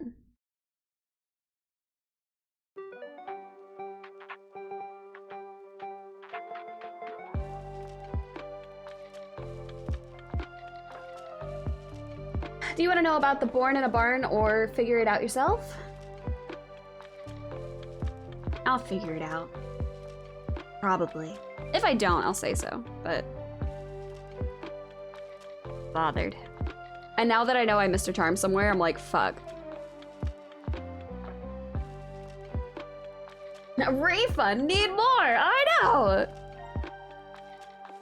Oh my gosh.